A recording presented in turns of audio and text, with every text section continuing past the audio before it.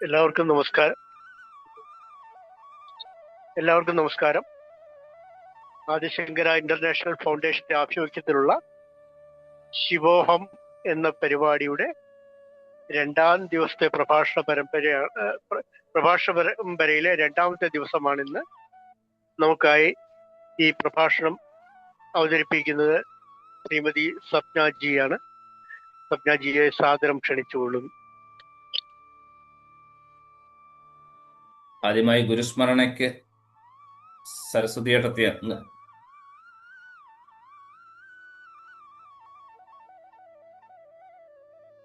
എല്ലാവർക്കും നമസ്കാരം.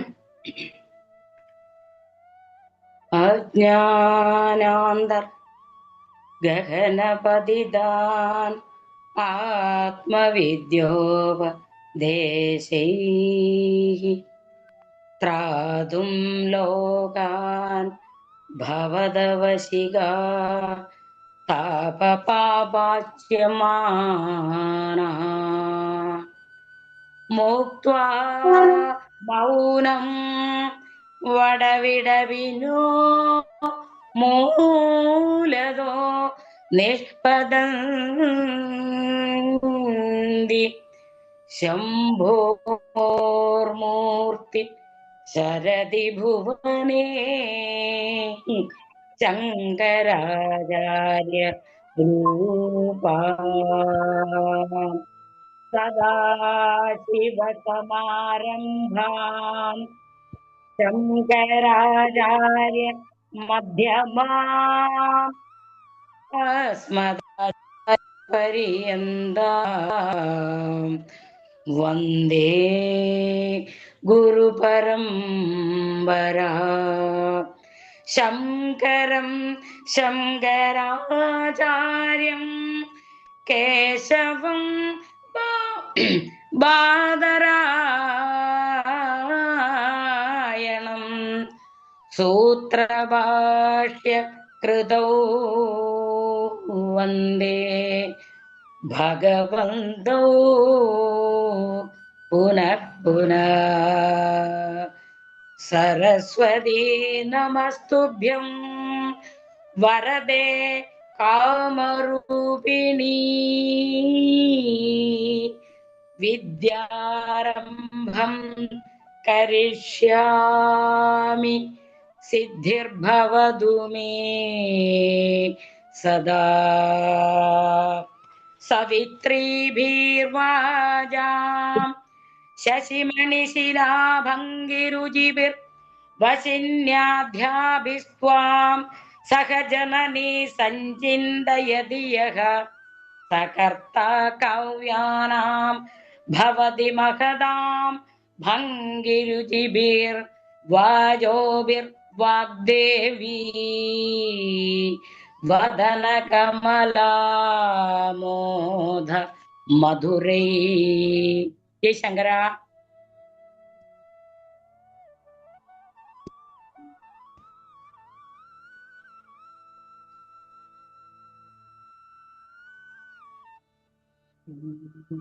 ജയശങ്കര.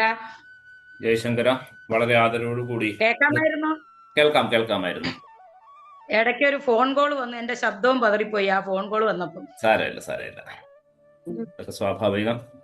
വളരെ ആദരവോടുകൂടി ഇന്നത്തെ ഈ പ്രഭാഷണ പരമ്പരയിലേക്ക് ശ്രീമതി സ്വപ്ന നായർജിയെ ക്ഷണിച്ചുകൊള്ളുന്നു. ജയശങ്കര.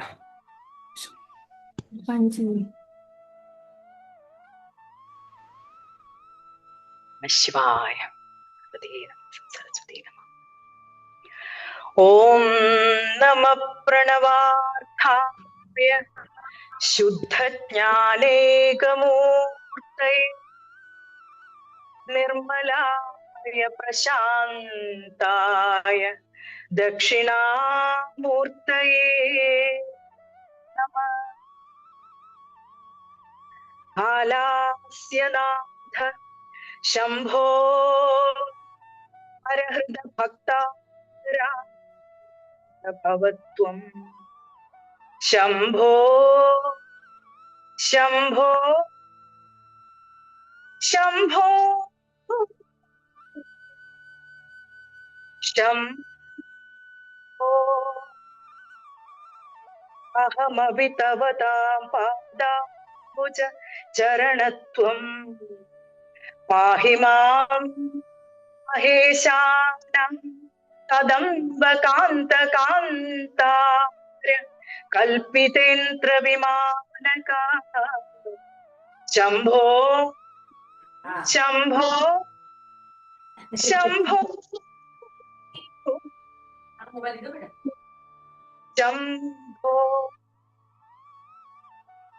ക്ഷമസ്വ സമസ്താപരാധാം അജ്ഞാനദഭോ ശംഭോ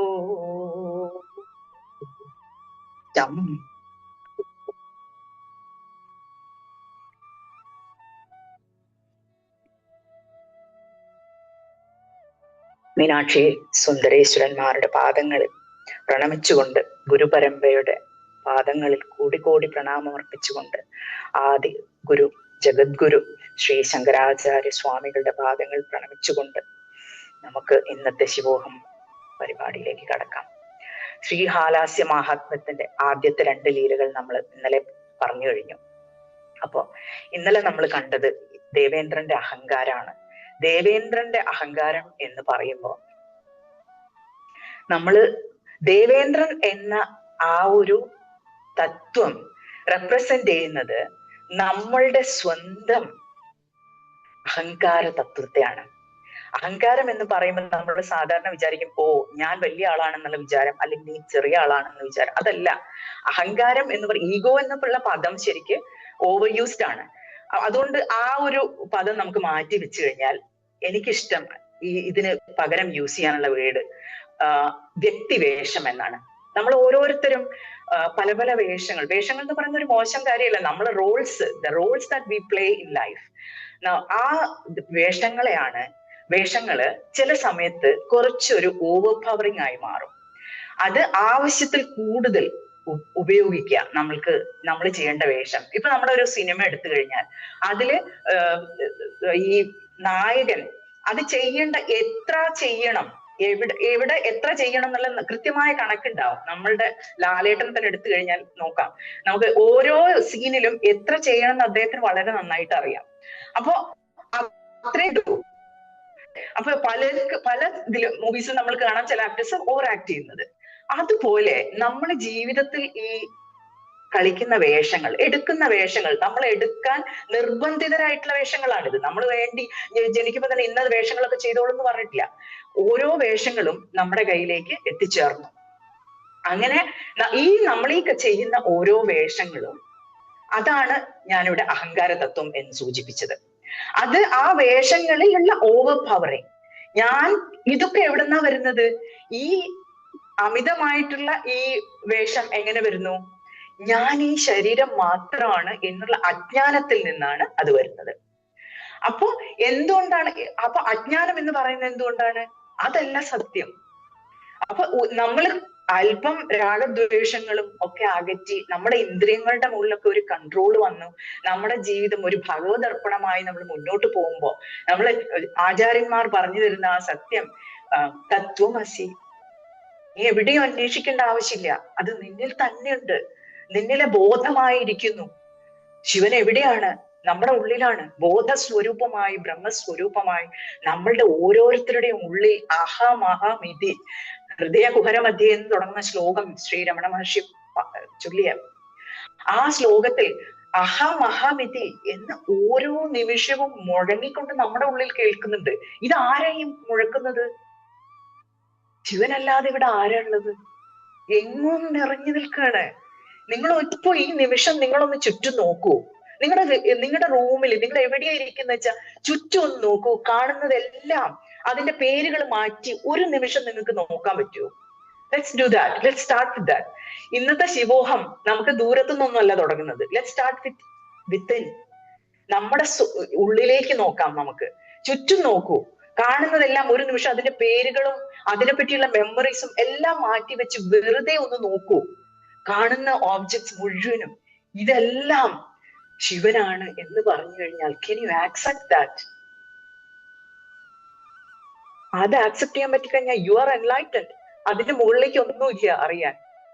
ഇവിടെ ഭഗവാൻ മാത്രമേ എന്താണ് God? What is the definition of God? ദൈവം എന്ന ആ പദത്തിന്റെ നിർവചനം എന്താണ്? എങ്ങും നിറഞ്ഞു നിൽക്കുന്നു, അതാണ് ഫസ്റ്റ് വൺ അല്ലെ? എങ്ങും നിറഞ്ഞു നിൽക്കുന്നു. ഇനി അതിൽ കൂടുതൽ ഡെഫിനിഷൻ വേണോ? എങ്ങും നിറഞ്ഞു നിൽക്കുന്നുണ്ടെങ്കിൽ അതല്ലാതെ വേറെ എന്താ ഉണ്ടാവാൻ പറ്റുക? നമ്മള് ഈ വെള്ളത്തിനുള്ളിൽ കിടക്കുന്ന മത്സ്യങ്ങളെ പോലെ വെള്ളം എവിടെ തേടി നടക്കാണ്. ഒരുപാടൊന്നും പഠിക്കണ്ട. നിങ്ങൾ തേടുന്ന സാധനം നിങ്ങളുടെ നട്ടലിന്റെ ഉള്ളിലുണ്ട്, നിങ്ങളുടെ ശ്വാസത്തിന്റെ ഉള്ളിലുണ്ട്. ഓരോ ശ്വാസത്തിന്റെയും ആ പോസിൽ ഉള്ളിലേക്ക് എടുക്കുന്ന ശ്വാസത്തിന്റെയും പുറത്തേക്ക് വിടുന്ന ശ്വാസത്തിന്റെയും ഇടയിലിരിക്കുന്നുണ്ട് ഭഗവാൻ. അത് അക്സെപ്റ്റ് ചെയ്യാൻ പറ്റുമോ? എന്നെ ഞാനായി എനിക്ക് അംഗീകരിക്കാൻ പറ്റുമോ? യെസ്, ദാറ്റ് ഈസ് ശിവോഹം. അവിടെ വരുന്നു ശിവോഹം, അതിലപ്പുറത്തേക്ക് ഒന്നുമില്ല. അപ്പൊ അതാണ് ശങ്കരാചാര്യ സ്വാമികൾ പാടിയത്, ചിദാനന്ദരൂപ ശിവോഹം ശിവോഹം. ഈ സംശയങ്ങൾ, ഞാനല്ല എന്നുള്ള സംശയം, ഞാനല്ല, എനിക്ക് ഇവിടെയൊക്കെ പോയാൽ എനിക്കിത് കിട്ടും, ഇന്നതൊക്കെ സാധനങ്ങൾ ചെയ്ത് കിട്ടും, അല്ല, ഇതൊന്നും ചെയ്തിട്ട് കിട്ടുന്ന ഒരു സാധനം അല്ല ഇത്, ഓൾറെഡി വിത്തിൻ. അതുകൊണ്ട് നമ്മൾ ശാന്തരായി ഈ ഒരു ഉള്ളിലേക്ക് നോക്കിയിട്ട് നമുക്കിത് കേട്ട് കഴിഞ്ഞാൽ, this is N invitation for you. നിങ്ങൾക്കുള്ള ഒരു ഇൻവിറ്റേഷൻ ആണ് ഭഗവാന്റെ. വരൂ, നിങ്ങൾക്ക് ഭഗവാനെ എത്ര വേണമെന്ന് ആഗ്രഹിക്കുന്നോ അതിന്റെ ഒരു 100 ഇരട്ടി ഭഗവാന് നിങ്ങളെ വേണം. നിങ്ങളെ ഭഗവാനെ മിസ് ചെയ്യുന്നുണ്ട്. നിങ്ങൾ ഭഗവാനെ നോക്കാതെ മറ്റെവിടെയൊക്കെയോ തിരയാണ്, ഉള്ളിലെ ഭഗവാനെ നോക്കാതെ. ഈ ക്ഷേത്രജ്ഞൻ ഉള്ളിലിരിക്കുകയാണ്, നോക്കുകയാണ് നിങ്ങൾ എവിടെയൊക്കെയാ ഓടുന്നത്, എവിടെയൊക്കെയാണ് തേടുന്നത്. ഞാൻ ഇവിടെയാണ്, I am here, look at me, എന്നെ നോക്കൂ, ഞാൻ ഇവിടെയുണ്ട്. Can you accept that? എപ്പോഴാണോ നമ്മള് അത് ആക്സെപ്റ്റ് ചെയ്യാൻ, യെസ്, കുറ്റങ്ങളും കുറവുകളും, ആരാണ് പെർഫെക്റ്റ് ആയിട്ടുള്ളത്? അപ്പൊ ഈ പെർഫെക്ഷൻ എന്നുള്ള ആ സങ്കല്പം മാറ്റി വെച്ചു കഴിഞ്ഞാൽ, ഈ നിമിഷം ഞാൻ പറയാണ്, നിങ്ങൾ ഇപ്പൊ ഉള്ളത് എന്താണോ അത് അങ്ങനെ തന്നെയാണ് ജീവിതകാലം മുഴുവൻ ഉണ്ടാകാൻ പോകുന്നത്. നിങ്ങൾക്ക് ഒരു മാറ്റം ഉണ്ടാവുന്നില്ല. ആത്മസാക്ഷാത്കാരത്തിന്റെ ആ നിമിഷം നിങ്ങൾ തിരിച്ചറിയ എന്താണെന്നറിയോ? ഓ, ഈ കളിച്ചൊന്നും ഞാനായിരുന്നില്ല, ഒന്നും ചെയ്യാതെ നിശ്ചലമായി നിൽക്കുന്ന ഈ ആനന്ദ സ്വരൂപമായിരുന്നല്ലോ ഞാൻ ഇന്ന് വരെ. ഇത് ഞാൻ അറിഞ്ഞില്ല, പക്ഷെ അതുകൊണ്ട് ഞാൻ ഈ ശരീരമാണെന്ന് തെറ്റിദ്ധരിച്ചു. ദിസ് ഈസ് ഇറ്റ്, ഇത്രയേ ഉള്ളൂ. അപ്പൊ ഒന്നും ആയി മാറാനില്ല എന്നുള്ള തിരിച്ചറിവാണ് ശിവോഹത്തിൽ ഉള്ള തത്വം. അപ്പൊ ഇനി നമ്മൾ ഇന്നലെ പറഞ്ഞു, കൈലാസത്തിൽ തുടങ്ങി, നമ്മൾ സഞ്ചരിച്ചു കൈലാസത്തിലുള്ള ധവളിമ പടർന്ന ആ മലകളുടെ മുകളിലൂടെ നമ്മൾ സഞ്ചരിച്ചു, പർവ്വതത്തിന്റെ മുകളിലൂടെ, മേരുപർവ്വതത്തിന്റെ സ്വർണ്ണശൃംഗമായിട്ട് നിൽക്കുന്ന, സൂര്യപ്രകാശത്തിൽ തട്ടി വിളങ്ങി സ്വർണ്ണ ശോഭയോടുകൂടി നിൽക്കുന്ന മേരുശൃംഗങ്ങളെ പറ്റി നമ്മൾ ഇന്നലെ പറഞ്ഞു. അങ്ങനെ കൈലാസ പർവ്വതത്തിലെത്തി. നമ്മൾ ഇപ്പൊ പോവാണെന്ന് വിചാരിക്കും, നമ്മൾ അവിടെ എത്തി. സ്വർണ്ണ നിറത്തിലും രത്നങ്ങളാൽ അലങ്കൃതമായ ആ ഗോപുരങ്ങളെല്ലാം തിളങ്ങി നിൽക്കുന്നു. അവിടെ ഒരു മണ്ഡപം, ഒരു മണിമണ്ഡപമുണ്ട്. ആ മണ്ഡപത്തിന്റെ ഉള്ളിലേക്ക് ഒരു വാതിലുണ്ടെന്ന് വിചാരിക്കും. ഇപ്പൊ ആ വാതിലിൽ ചെന്നിട്ട് നിങ്ങൾ മുട്ടുകയാണ്. നമുക്കൊന്ന് നോക്കാം. മുട്ടി, ഡും ഡും ഡും. ഭഗവാനെ, ഞാൻ വന്ന് നിൽക്കുന്നു, നിങ്ങളെ പേര് ഓർമ്മിച്ചോളൂ. ഇതാ സ്വപ്ന വന്ന് നിൽക്കുന്നു, ഭഗവാനെ വന്ന് മുട്ടുകയാണ്. ഭഗവാൻ എന്താ പറയാന്നറിയോ? ആ പേര്, നമ്മൾ ഓരോരുത്തരും വ്യക്തികളായി നിൽക്കുന്നിടത്തോളം കാലം ഞാൻ ഈ വെറും ശരീരമാണ്, ഈ വ്യക്തി മാത്രമാണ് എന്ന് വിചാരിച്ച് ഭഗവാന്റെ അടുത്ത് പോയിട്ട് തട്ടുമ്പോ ഭഗവാൻ പറയും, പോയിട്ട് പിന്നെ വാ എന്ന് പറയും. നമ്മളിപ്പോ കൂട്ടത്തിൽ ഇരിക്കുന്ന സജിനെ പോയിട്ട് വിളിച്ചു, പോയി മുട്ടി വിളിച്ചു, ടും ടും ടും ടും, ഭഗവാനെ സജിന വന്നിട്ടുണ്ട്. ഭഗവാൻ എന്താ പറയും? പോയിട്ട് പിന്നെ വരൂ. ഇങ്ങനെ നമ്മൾ ഓരോരുത്തരുടെയും പേര് നമുക്ക് ഉപയോഗിക്കാൻ സമയമില്ല, അതുകൊണ്ടാ. അപ്പൊ ഓരോരുത്തരും പോയി വാതിലിനെ മുട്ടി വിളിക്കും. ഭഗവാൻ എന്താ പറയാ? ആദ്യം എന്താ പറയാ? പോയിട്ട് പിന്നെ വരൂ. ഓക്കെ, പോയി കുറച്ചു കഴിഞ്ഞ് നമ്മൾ വരികയാണ്, ഭഗവാനെ പിന്നെയും വരികയാണ്. ആരാ? മുട്ടി. ആരാണ് പുറത്ത്? ഭഗവാനെ അങ്ങ് തന്നെയാണ്. അകത്തേക്ക് വരൂ. മണിമണ്ഡപത്തിന്റെ വാതിലുകൾ തുറന്നു. മധ്യഭാഗത്തായി ശിവലിംഗം ഇരിക്കുന്നു. ശിവോഹം ശിവോഹം ശിവോഹം. കഴിഞ്ഞു. അത് പറഞ്ഞ് നമ്മൾ നോക്കുമ്പോ എന്താ കാണുക? ഓ, ഞാൻ അകത്തുനിന്നായിരുന്നല്ലോ വാതിലിന് മുട്ടിയും കൊണ്ടിരുന്നത്. I was never outside, I have been always inside എന്ന് തിരിച്ചറിയുന്ന ആ നിമിഷം, അത് ഇപ്പൊ നിങ്ങളുടെ ഉള്ളിലുണ്ട്. ഇപ്പൊ നിങ്ങളുടെ ഉള്ളിൽ ഇപ്പൊ കേട്ടോണ്ടിരിക്കുന്നത് ആ വസ്തുവാണ്. പക്ഷെ വെറും ഒരു what is the distance between you and God എന്ന് ചോദിച്ചു കഴിഞ്ഞാൽ, നിങ്ങൾ ദൈവവുമായിട്ടുള്ള ദൂരം എന്താന്ന് ചോദിച്ചു കഴിഞ്ഞാൽ, just A thought, just the distance of thought, of one thought. ഒരു സങ്കല്പത്തിന്റെ ദൂരേ ഉള്ളൂ. ഞാൻ ഈ വ്യക്തിയാണ്, ഞാൻ ഈ ശരീരമാണ്, ഞാൻ ഈ പ്ലേ ചെയ്യുന്ന റോൾസ് ആണ്, ഞാൻ ചെയ്യുന്ന വേഷങ്ങൾ. ഇല്ല, ഈ വേഷങ്ങളെ ഒക്കെ സാക്ഷി ആയിട്ട് നിന്ന് കാണുന്ന ഒരു വസ്തു നമ്മുടെ ഉള്ളിലുണ്ട്. ആ നിശ്ചല തത്വം, ദാറ്റ് ഈസ് യു, തത്വമസി, അതാണ് എന്നുള്ള തിരിച്ചറിവ്. അതാണ് ഭഗവാൻ നമുക്ക്, നമ്മുടെ ഗുരു ആദിശങ്കരാചാര്യർ, ഭഗവത് പാദർ ഇവിടെ നമുക്ക് പറഞ്ഞു തരുന്നത്. ചിദാനന്ദ രൂപ ശിവോഹം ശിവോഹം, ഇതാണ്, ദാറ്റ് ഈസ് യു. ഈ വേഷം ഒന്നും അല്ല നമ്മള്, ഈ ശരീരവും അല്ല. ഈ ഒരു അറിവിന്റെ മുകളിൽ നമുക്ക് ഈ കഥകൾ നോക്കാം. എങ്ങനെ നമ്മുടെ ഭഗവാൻ നമ്മളിലേക്ക് വരുന്ന കാരുണ്യം, ഗ്രേസ്, അത് ഞാൻ ചിന്തിച്ചു നോക്കി. എന്റെ അനുഭവത്തിൽ നിന്നും എക്സ്പ്ലോറേഷൻസ് നിന്നും മനസ്സിലാക്കിയ ഒരു 10 പടികള്, 10 സ്റ്റെപ്സ് ആയിട്ടുള്ള ഒരു അണ്ടർസ്റ്റാൻഡിങ് ഉണ്ട്. അത് ഓരോന്നോരോന്നായി നമ്മൾ ഈ ദിവസങ്ങളിലൊക്കെ പറയും. അതിന്റെ ആദ്യത്തെ പടിയാണ് വേദന എന്ന് പറയുന്നത്. ജീവിതത്തിൽ പല പല പ്രോബ്ലംസ്, ഇപ്പൊ നിങ്ങൾ ഇരിക്കുകയാണ് ഓരോരുത്തരും, അല്ലെ?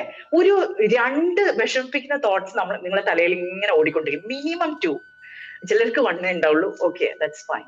അപ്പൊ ഇങ്ങനെ ഓടിക്കൊണ്ടിരിക്കുന്നുണ്ട് ചിന്തകള്. അത് എന്തോ ഒരു പെയിന് നമുക്ക് തന്നിട്ടുള്ളതാണ്. ഇപ്പൊ ഈ നിമിഷം ആ പെയിനെ, അതൊരു അനുഗ്രഹത്തിന്റെ ഒരു വേദനയായിട്ട് എടുക്കും ഈ നിമിഷം. കാരണം ഈ വേദനയിലൂടെയാണ് നമ്മൾ ഭഗവാനെ തേടുന്നത്. അപ്പൊ ഇതും ഭഗവാന്റെ അനുഗ്രഹം, എല്ലാം ഭഗവാന്റെ അനുഗ്രഹമാണ് എന്നുള്ള തിരിച്ചറിവോടുകൂടി നമുക്ക് തുടങ്ങാം. കാരണം നമ്മുടെ കഥകളിലൊക്കെ നമ്മൾ കാണാൻ പോകുന്ന ഇതാണ്. ശ്രീഹാലാസ്യത്തിൽ ശിവഭഗവാൻ ആടിയ ലീലകൾ മുഴുവനും ഓരോ ഗൃഹസ്ഥന്റെയും പ്രശ്നങ്ങളായിരുന്നു, ഓരോ രാജാക്കന്മാരുടെയും പ്രശ്നങ്ങളായിരുന്നു. അപ്പൊ നമ്മള് അനുഭവിക്കുന്ന കുഞ്ഞു കുഞ്ഞു പ്രശ്നങ്ങളുണ്ടല്ലോ കുടുംബജീവിതത്തില്, അത് മാത്രല്ല, രാജാക്കന്മാരാകുമ്പോ അവർക്ക് പ്രശ്നങ്ങൾ കൂടും.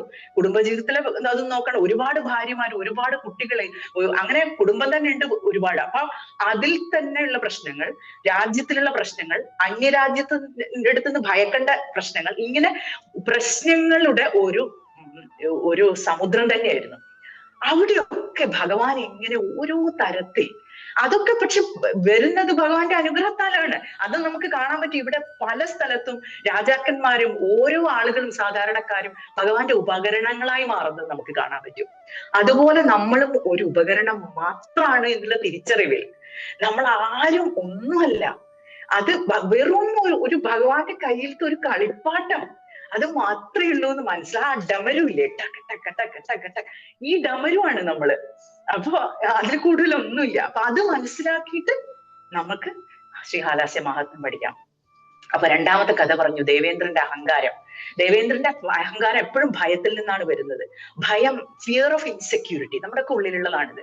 എവിടെയോ ഒരു ഭയം, അയ്യോ നല്ല കാര്യം കിട്ടി, അയ്യോ ഇത് പോവോ, ഇത് അല്ലെങ്കിൽ എന്തെങ്കിലും ഒന്ന് വരാണ്ടെങ്കിൽ അത് കിട്ടുമോ ഇല്ലയോ.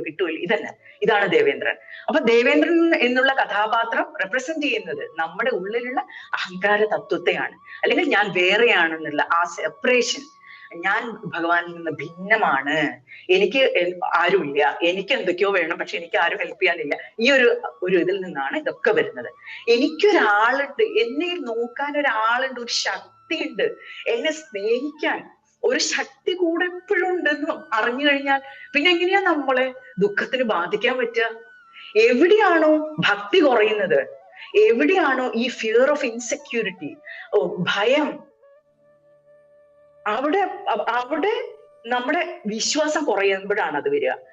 എന്താ പറഞ്ഞത്, വിശ്വാസം കുറയുമ്പോ എന്നെ നോക്കാൻ ഒരാളുണ്ട്, ഞാൻ അനാഥനല്ല എന്നുള്ള ആ ചിന്ത, ആ ഒരു അവിടെയാണ് വിശ്വാസം ഉള്ളത്. ആ വിശ്വാസം കുറയുമ്പോഴാണ് എന്ത് പൊന്തി വരിക? ഈ എടുത്തുചാട്ടവും പേടിയും എല്ലാം വരുന്നത്. ഭയം ഭയം ഭയം. എന്നെക്കാളും മുന്നിലാവോ, അല്ലെങ്കിൽ ഞാൻ കുറഞ്ഞു, ഇതൊന്നും ആവശ്യമില്ല. എല്ലാവരും ഇവിടെ ഒരേപോലെയാണ്. There are no hierarchies. ശരിക്ക് പറഞ്ഞ ഭഗവാന്റെ കണ്ണിൽ ഈ ഉറുമ്പ്, ഒരു ചെറിയ ഉറുമ്പിനെ നിങ്ങൾ കണ്ടു കഴിഞ്ഞാൽ അതിന് നമുക്ക് വലിയ വിലയുണ്ടാവില്ല, പക്ഷെ ഭഗവാൻ അതും പ്രധാനമാണ്. ഇപ്പൊ ഈ നിമിഷം ഈ നിലത്ത് ഒരു കുഴി കുഴിച്ചു കഴിഞ്ഞു, നിങ്ങൾ ഇരിക്കുന്ന ആ നിലത്ത് പാദങ്ങളുടെ താഴെയായിട്ട് ഒരു കുഴി കുഴിച്ചു കഴിഞ്ഞാൽ ഒരു ചെറിയ ഒരു ജീവി അവിടെ കാണാം ഭൂമിയുടെ അടിയിൽ.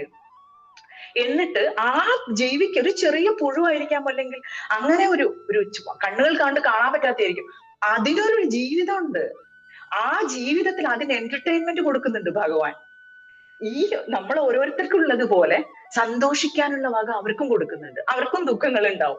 അപ്പൊ ഈ ഭഗവാന്റെ കണ്ണിൽ വലിപ്പച്ചെറുപ്പങ്ങളേ ഇല്ല. ഒരു ചെറിയ കുട്ടിക്കുണ്ടോ? അങ്ങനെ ഇല്ല, ഒന്നുമില്ല. എല്ലാവരും ഒരുപോലെ. അതുപോലെയാണ് ഭഗവാന് നമ്മൾ ഓരോരുത്തരും പ്രിയപ്പെട്ടവരാണ്. നമ്മള് അൺകണ്ടീഷണൽ ലവ് ആണ് ഭഗവാൻ. ശിവൻ എന്ന് പറഞ്ഞാൽ ഭോലേനാഥ്. ഒരു എന്താ പറയാ, നമ്മളെ ജഡ്ജ്മെന്റ് ഇല്ല. നമ്മളെന്ത് ചെയ്യുന്നു, എങ്ങനെ ചെയ്യുന്നു, ഒന്നും ഒരു ജഡ്ജ്മെന്റ്. ദേവേന്ദ്രൻ എന്തൊക്കെ ചെയ്തു, ഭഗവാൻ ഒരു ജഡ്ജ്മെന്റും ഇല്ല. രാവണൻ എന്തൊക്കെ ചെയ്തു, ഭഗവാൻ ഒരു ജഡ്ജ്മെന്റും ഇല്ല. എല്ലാവരെയും ഒരുപോലെ സ്നേഹിക്കും. വിളിച്ചു കഴിഞ്ഞാൽ അവിടെ എത്തും. ഭഗവാന്റെ കമ്പാഷൻ, കാരുണ്യത്തിന്റെ ആ കണ്ണുനീർ തുള്ളികളാണ് രുദ്രാക്ഷമായിട്ട് നമുക്ക് കാണുന്നത്. അപ്പൊ ഈ കാരുണ്യമൂർത്തിയായ ഭഗവാൻ മൂന്നാമത്തെ ലീലയിൽ എന്ത് ചെയ്തു നോക്കാം നമുക്ക്. നീപവന മാഹാത്മ്യം എന്നാണ് ഈ ലീലയുടെ പേര്. എങ്ങനെയാ വരുന്നത് വെച്ചാൽ, ഈ ദേവേന്ദ്രൻ ഇങ്ങനെ ഒരു ശിവലിംഗം ഒക്കെ സ്ഥാപിച്ച് അവിടെ ഒരു പ്രാസാദം ഒക്കെ കെട്ടി ഒരു കുറച്ചു കാലം കഴിഞ്ഞപ്പോ ഒരു വൈശ്യനായിട്ടുള്ള ഒരു ധനഞ്ജയൻ എന്ന് പേരായിട്ടുള്ള ഒരാള് ഇങ്ങനെ യാത്ര ചെയ്യാണ്. ഒരു വ്യവസായത്തിന് വേണ്ടി പോയി യാത്ര ചെയ്ത് ഒരു രാത്രിയായി പോയി. ഒരു ദിവസം യാത്ര ചെയ്തിട്ട് തിരിച്ചു വരുമ്പോ അപ്പോ ഒരു കാട്ടിൽ ഇങ്ങനെ കിടക്കുകയാണ്. അപ്പൊ ഒരു കാട്, അയാൾക്ക് അറിയില്ല ഇവിടെ ഒരു ക്ഷേത്രം ഉണ്ടെന്നൊന്നും അറിയില്ല. അപ്പൊ അങ്ങനെ കിടക്കുന്ന സമയം അത് എത്തിച്ചേർന്നത് ശ്രീകാലസ്യത്തിലാണ്. അവിടെ പക്ഷെ ഇപ്പോഴും വനമാണ്. അപ്പോ ഈ വനത്തിനുള്ളിൽ കിടന്നുറങ്ങിയപ്പോ അന്ന് ഈ പറഞ്ഞ പൂജ നടക്കുന്ന ദിവസമാണ്. ദേവേന്ദ്രനും മറ്റുള്ള ദേവന്മാരും ദേവലോകത്ത് നിന്ന് വന്ന് സുന്ദരേശ ലിംഗം പൂജിക്കുന്ന ദിവസമാണ്. അങ്ങനെ ആ അമാവാസി ദിവസവും ചിത്തിര മാസത്തിലുള്ള ആ അമാവാസി ദിവസം, ആ ദിവസമാണ് ഈ പെട്ടെന്ന് വലിയ ഭക്തനാണ് ഇയാള്, ശിവഭക്തനാണ്. എപ്പോഴും ഭസ്മരുദ്രാക്ഷങ്ങളൊക്കെ അണിഞ്ഞ് സുന്ദരേശ ലിംഗ ദർശനം നടത്തി ജീവിക്കുന്ന ഒരാളാണ്. അപ്പോ പക്ഷെ രാത്രി മനസ്സിലാവുന്നില്ല എവിടെയാ എത്തിയതെന്ന്. അങ്ങനെ വാദ്യഘോഷങ്ങൾ കേൾക്കുകയാണ്. ആ കണ്ണു തുറന്നു നോക്കുന്ന സത്യത്തിൽ ഭഗവാന് മനസ്സിലായി ഇയാളെ ഇതാ ഞാൻ പറഞ്ഞത് ഉപകരണം എന്ന്. നിമിത്തം മാത്രമാണ് നമ്മളൊക്കെ എന്ന് പറയുന്നതാണ്. ഇയാളെ ഒരു നിമിത്താക്കാൻ പോവാണ്. അത് കണ്ടോളൂ. അപ്പൊ ധനഞ്ജയൻ വന്ന് ഈ കിടക്കുന്ന സമയത്തോളം കണ്ണു തുറന്ന് നോക്കുമ്പോ ഭഗവാൻ എന്ത് ചെയ്തു, ഒരു ദിവ്യദൃഷ്ടി അങ്ങോട്ട് കൊടുത്ത സമയത്ത് ഈ ദേവന്മാരൊക്കെ അല്ലാതെ നഗ്നനേത്രങ്ങൾ കൊണ്ട് കാണാൻ പറ്റാത്തതാണ് സാധാരണക്കാരന്. ഭഗവാൻ കൊടുത്ത ദിവ്യ ദൃഷ്ടി കൊണ്ട് കാണുകയാണ് ദേവേന്ദ്രൻ വന്ന് പൂജിക്കുന്നതും കാര്യങ്ങളും എല്ലാം ആയിട്ട്. അപ്പൊ അങ്ങനെ കുറെ കണ്ടു ഭക്തി നല്ലോണം വർദ്ധിച്ചു. ആനന്ദാശ്രുക്കൾ പൊഴിച്ച് അദ്ദേഹം കുറെ സമയം ഇരുന്ന് അവസാനം രാത്രി കുറച്ചും കൂടി സമയമുണ്ട് പുലരാൻ കാത്തിരുന്നു. രാവിലെയായി ഓടിപ്പോയി രാജാവിന്റെ അടുത്ത് പോയിട്ട് പറഞ്ഞു, മഹാരാജാവേ, ഇങ്ങനെ ഒരു കാഴ്ച ഞാൻ കണ്ടു. ഈ സുന്ദരേശ ഒരു ശിവലിംഗം ഇങ്ങനെ ദേവന്മാർ വന്ന് പൂജിക്കുകയാണ്. അപ്പൊ ഈ ക്ഷേത്രത്തിലാണ് ഇതുള്ളത്. അപ്പൊ രാജാവ് അത് പറയും. രാജാവിന് ആദ്യം അത് മനസ്സിലായില്ല. പിന്നെ രാജാവ് അന്ന് രാത്രി കിടന്നുറങ്ങുമ്പോ ഭഗവാൻ ഒരു സ്വപ്ന ദർശനം കൊടുക്കുകയാണ്. വന്നിട്ട് പറയും, ഈ ക്ഷേത്രത്തിന് ചുറ്റുമായിട്ട് ഒരു പുരം നിർമ്മിക്കണം. പുരം എന്ന് പറഞ്ഞാല് ഒരു കമ്മ്യൂണിറ്റിക്ക് വേണ്ടി ജീവിക്കാൻ വേണ്ട എല്ലാം അവിടെ ഉണ്ടാവണം. ഇപ്പത്തെ കാലത്ത് എടുക്കുകയാണെങ്കിൽ ഒരു ടൗൺ വേണം, ഒരു ഷോപ്പിംഗ് സെന്റേഴ്സ് ഒക്കെ വേണം, അതുപോലെ തന്നെ സ്കൂളുകൾ വേണം. അങ്ങനെയുള്ള എല്ലാം അടങ്ങിയ ഒരു ചെറിയൊരു നഗരം അതിന് ചുറ്റുമായിട്ട് പണിയണം എന്ന് പറഞ്ഞു.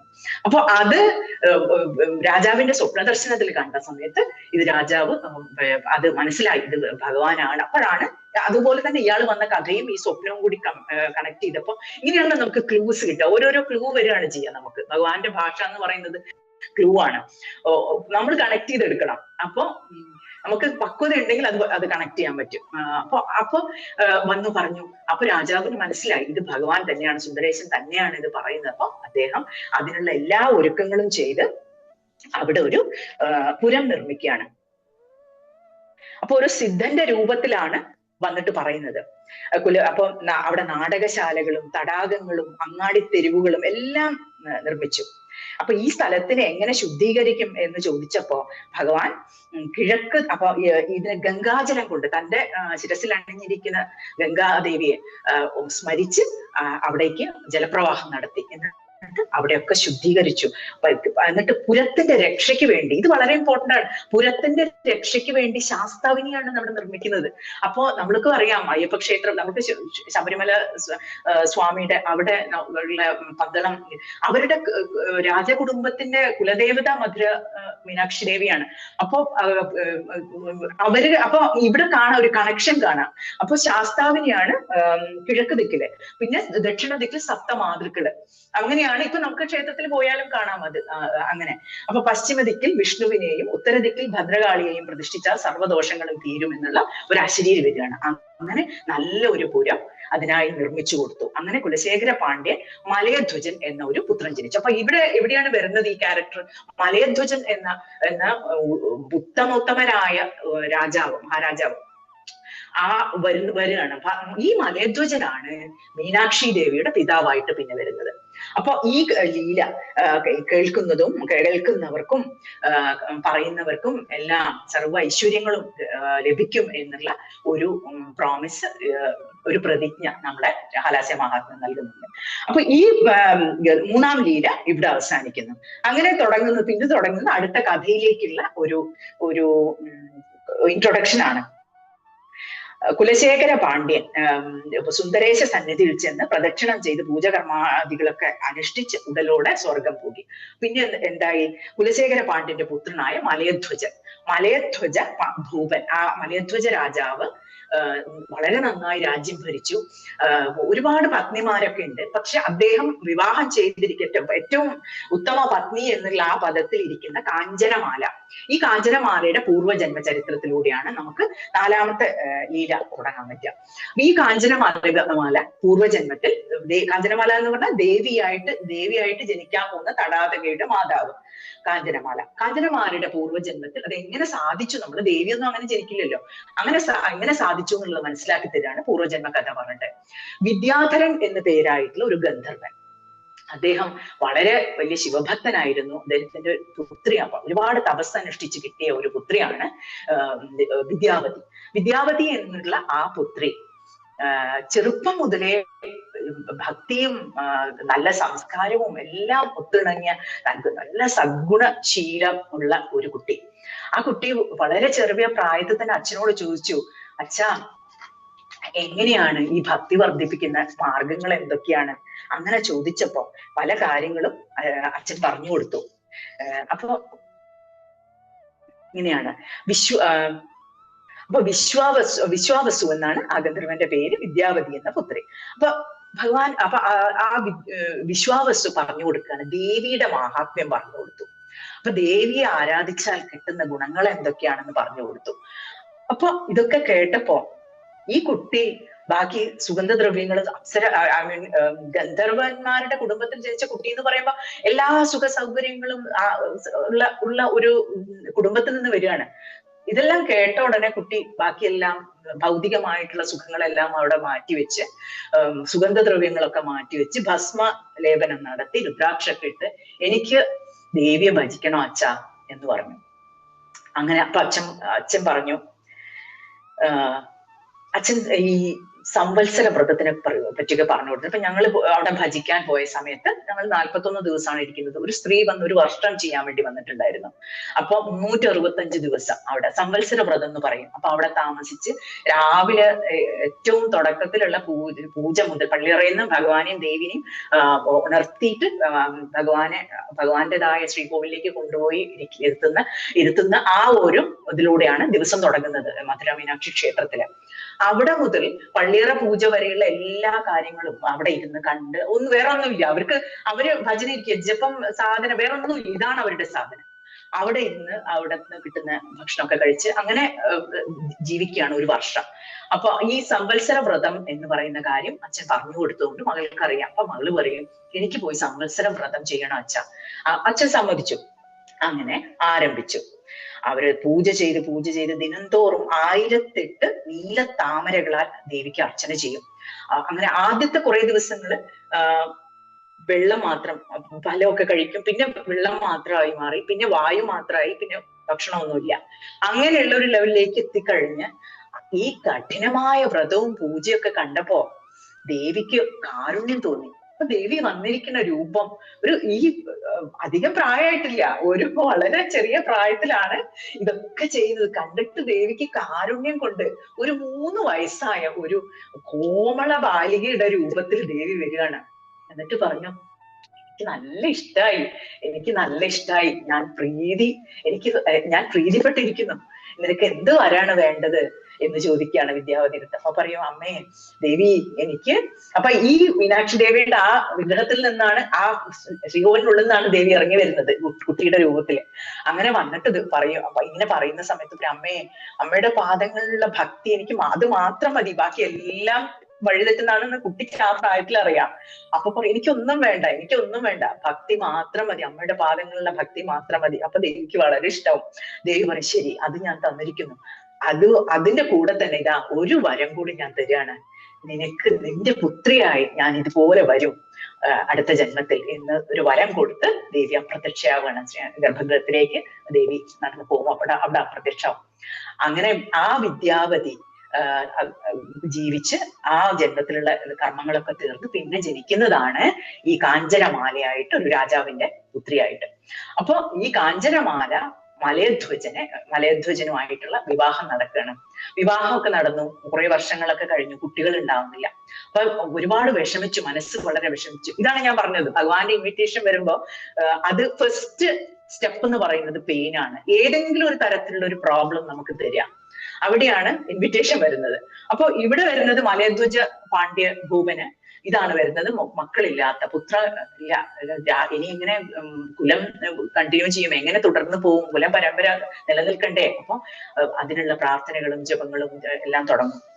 അങ്ങനെ പഞ്ചാക്ഷരം ജപിച്ച് എല്ലാ പൂജകളും എല്ലാം ആരംഭിച്ചു. അങ്ങനെ അപ്പോ ഈ പുത്രന്മാരുണ്ടാവാൻ വേണ്ടി ഒരു യാഗം ചെയ്യാൻ വേണ്ടി പറയുന്നുണ്ട്. അപ്പൊ അത് പുത്രനില്ലാത്ത തനിക്ക് ഹാലാസ്യനാഥൻ എന്തുകൊണ്ടാണ് പുത്രൻ നൽകാത്തത് എന്ന് പറഞ്ഞ് മലയധ്വജ ഭൂപൻ ദുഃഖിച്ചപ്പോ സൂര്യവംശജനായ കാഞ്ചനമാലയെ അതിലിടയ്ക്ക് ധർമ്മപത്നിയായി വരിച്ചു. പിന്നെ പുത്രകാമേഷ്ടി യാഗം നടത്തുകയാണ്. അങ്ങനെ ഒരു പുരോഹിതന്മാരൊക്കെ ഇരിക്കുകയാണ്, ഗുരുസ്ഥാനത്തുള്ള ആളുകളും എല്ലാം നിരന്നിരുന്ന് അങ്ങനെ ഒരു വലിയ യാഗം നടത്താൻ പോവാണ് കൊട്ടാരത്തില്. അങ്ങനെ പുത്രകാമേഷ്ടി യാഗം നടത്തി. ആ യാഗം നടത്തിക്കൊണ്ടിരിക്കുമ്പോ അഗ്നിയിൽ നിന്നും ഒരു 3 വയസ്സായിട്ടുള്ള അഗ്നി എന്ന് പറയുന്നത് ശിവഭഗവാന്റെ 8 മൂർത്തികളിൽ ഒന്നാണ് അഗ്നി. ആ അഗ്നിയിൽ നിന്നും ഒരു 3 വയസ്സുള്ള ഒരു കുട്ടി ഇങ്ങനെ ഓടി വന്നിട്ട് അമ്മേ എവിടെയാ, അമ്മേനെ ഇങ്ങനെ നോക്കി നടക്കാം. അപ്പൊ അമ്മ അവിടെ ഇരിക്കുന്നുണ്ട്, അടുത്ത് തന്നെ യാഗശാലയുടെ ഒരു ഭാഗത്ത്. അമ്മയെന്ന് പറഞ്ഞിട്ട് ഓടിപ്പോയി കെട്ടിപ്പിടിച്ച് മടിയിലിരുന്നു. അപ്പൊ അമ്മയ്ക്ക് മനസ്സ് നിറഞ്ഞു. അത് ആ ഒരു സ്നേഹം, ദേവിയായിട്ടുള്ള കണക്ഷൻ അത്രയും ഉണ്ട് കഴിഞ്ഞ ജന്മത്തിൽ തന്നെ. അപ്പൊ അത്രയും സ്നേഹത്തോടെ അമ്മ കെട്ടിപ്പിടിച്ച മകളെ ഓമനിച്ചു. അപ്പോഴേക്കും രാജാവും ഒക്കെ വന്ന് എല്ലാവരും സന്തോഷായിട്ട് ഇരിക്കുന്ന പെട്ടെന്ന്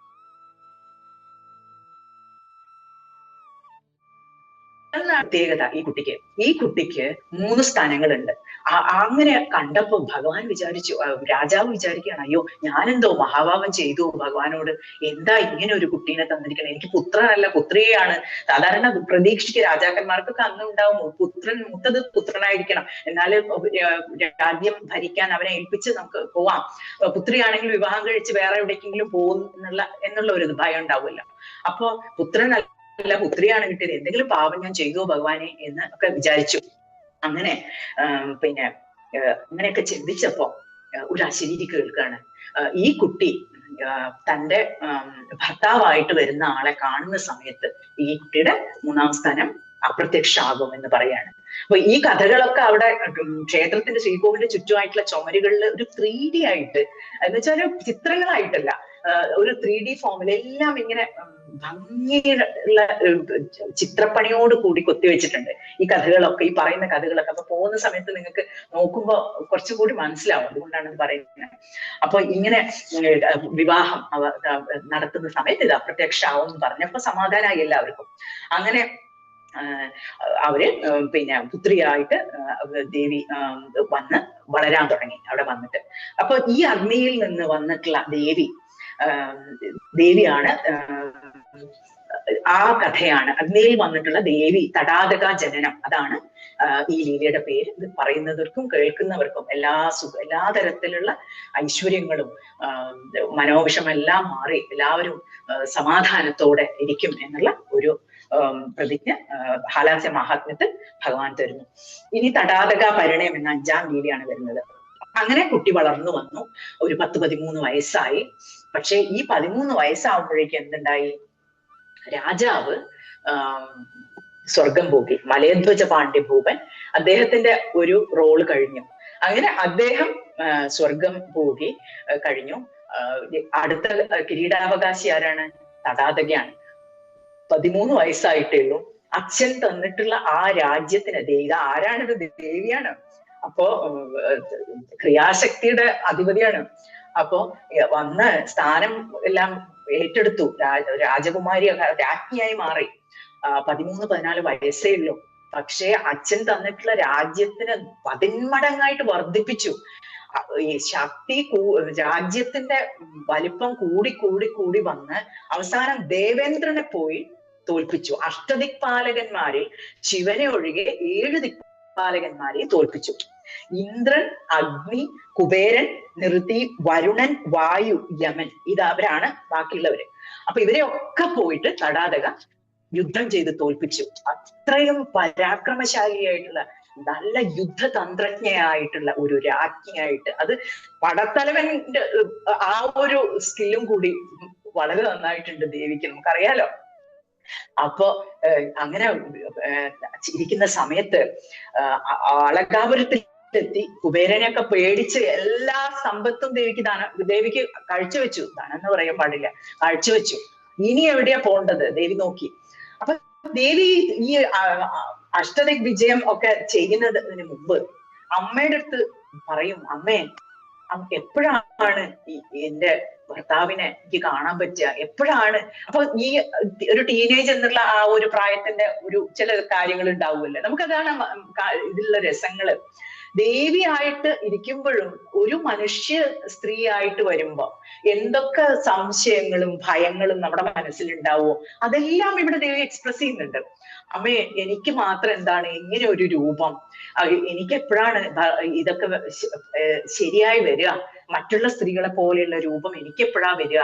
അപ്പം അമ്മ പറയും, ഒന്നും പേടിക്കണ്ട മോൾ. അമ്മ എന്ന് പറഞ്ഞാൽ ബെസ്റ്റ് ഫ്രണ്ടാണ് ദേവിയുടെ. അപ്പൊ അമ്മയും മകളും അങ്ങനെയുള്ള ബന്ധമാണ്. അമ്മ പറയും, ഒന്നും പേടിക്കണ്ട മോളെ, ഇതെല്ലാം ശരിയാവും. നിന്റെ ഭർത്താവിനെ കണ്ടുമുട്ടുന്ന ആ നിമിഷം ഇതെല്ലാം അപ്രത്യക്ഷമാവുമെന്ന് അശരീരി വന്നതല്ലേ. അപ്പൊ ശരി. അങ്ങനെ അപ്പൊ ദേവിക്ക് പെട്ടെന്ന് തോന്നി, ശരി ഇവിടെ തന്നെ നിന്നിട്ട് കാര്യമില്ല, എന്റെ കാന്തൻ എവിടെയാണെന്ന് അറിയില്ല, ഞാൻ തേടി പോവാൻ പോവാണ്. ഞാൻ അഷ്ടദിക് വിജയം എന്നുള്ള നിലയ്ക്ക് എന്നുള്ള വ്യാജേന ഞാൻ എല്ലാ സ്ഥലത്തും പോകും. അങ്ങനെയാണ് ആകാശത്തിലൂടെ സഞ്ചരിക്കാനുള്ള കഴിവ് തന്റെ സൈന്യത്തിന് കൊടുക്കുകയാണ്. അങ്ങനെ സൈന്യം മുഴുവൻ ആൾക്കാരൊക്കെ നോക്കുമ്പോ ഇതാ ആകാശത്തൂടെ ഇങ്ങനെ സൈന്യം പറന്നു പോകുന്നു, അവര് ദേവലോകത്ത് പോകുന്നു, അവർക്ക് എല്ലാ സ്ഥലത്തും ആക്സസ് കിട്ടുകയാണ്. അത്രയ്ക്കും വീരശൂര പരാക്രമിയായ നല്ല തന്ത്രജ്ഞയായിട്ടുള്ള രാജ്ഞിയാണ് ഇരിക്കുന്നത്. അപ്പോ അവസാനം കൈലാസാണ്. അഷ്ടദിക്പാലകരിൽ ഒരാൾ ശിവനാണല്ലോ. അപ്പൊ ഭഗവാന്റെ അടുത്തേക്ക് കൈലാസത്തിലേക്ക് എത്തുകയാണ്. കുതിരപ്പുറത്ത് ഇങ്ങനെ കയറി ചെല്ലുകയാണ്. അപ്പോ നന്ദികേശ്വരനും ബാക്കിയുള്ള ഭൂതങ്ങളും ഇവർക്കൊക്കെ എന്താ പഞ്ചാക്ഷരം മാത്രമാണ് അവരുടെ ആയുധം. അവർക്ക് ഈ അമ്പും വില്ലും ഒന്നും പിടിച്ചിട്ട് ശീലമില്ല. അവർക്ക് ആകെ ഉള്ളത് നമശിവായ നമശിവായ ജപിച്ചുകൊണ്ടിരിക്കുക. പെട്ടെന്ന് ഇങ്ങനെ ഒരു ആക്രമണത്തിനൊക്കെ വന്നിട്ടുണ്ടപ്പോ നന്ദികേശ്വരൻ പേടിച്ചിട്ട് ഇതാ ഒരു സ്ത്രീ വന്ന് നിൽക്കുന്നുണ്ട് നമ്മുടെ കോട്ടയുടെ പുറത്ത്, എന്താ ചെയ്യേണ്ടത്? അപ്പൊ ഭഗവാൻ ഒരു പുഞ്ചിരി വരും. കാരണം ഇത്രയും കാലം കാത്തിരിക്കുകയാണ് തന്റെ പ്രിയതമയെ കാണാൻ വേണ്ടി. എങ്ങനെയാണ് മനുഷ്യരൂപത്തിൽ വന്നിട്ട് ഉണ്ടാവുക, അതൊന്ന് കാണാനുള്ള ഒരു കൊതി അവിടെ കാണാം. ഭഗവാൻ ഇങ്ങനെ ഒരു വളരെ സന്തോഷിച്ചുകൊണ്ട് ഒരു ചിരിച്ചു. ആ കാര്യം ഞാൻ നോക്കിക്കോളാം, ഒന്നും ഭയപ്പെടണ്ട, ഞാൻ നോക്കിക്കോളാം, ഞാൻ വരുന്നുണ്ട് എന്ന് പറഞ്ഞ് ഭഗവാൻ തിരക്ക് പിടിച്ച് വേഗം ഇറങ്ങി വന്നു. ആണ്. അപ്പൊ ഒരു മനുഷ്യനായി വന്ന് ഒരു ദേവൻ എന്നുള്ള ആ ഒരു ലെവലിൽ ഒരു മനുഷ്യനായിട്ട് വന്നിട്ടുള്ള കളികള് എല്ലാം ലീല, സർവം ലീലയാണ് ഇതില്. അപ്പൊ അതാണ് ശിവലീലകൾ എന്ന് പറയുന്നത്, തിരുവിളയാടൽ എന്ന് പറയുന്നത്.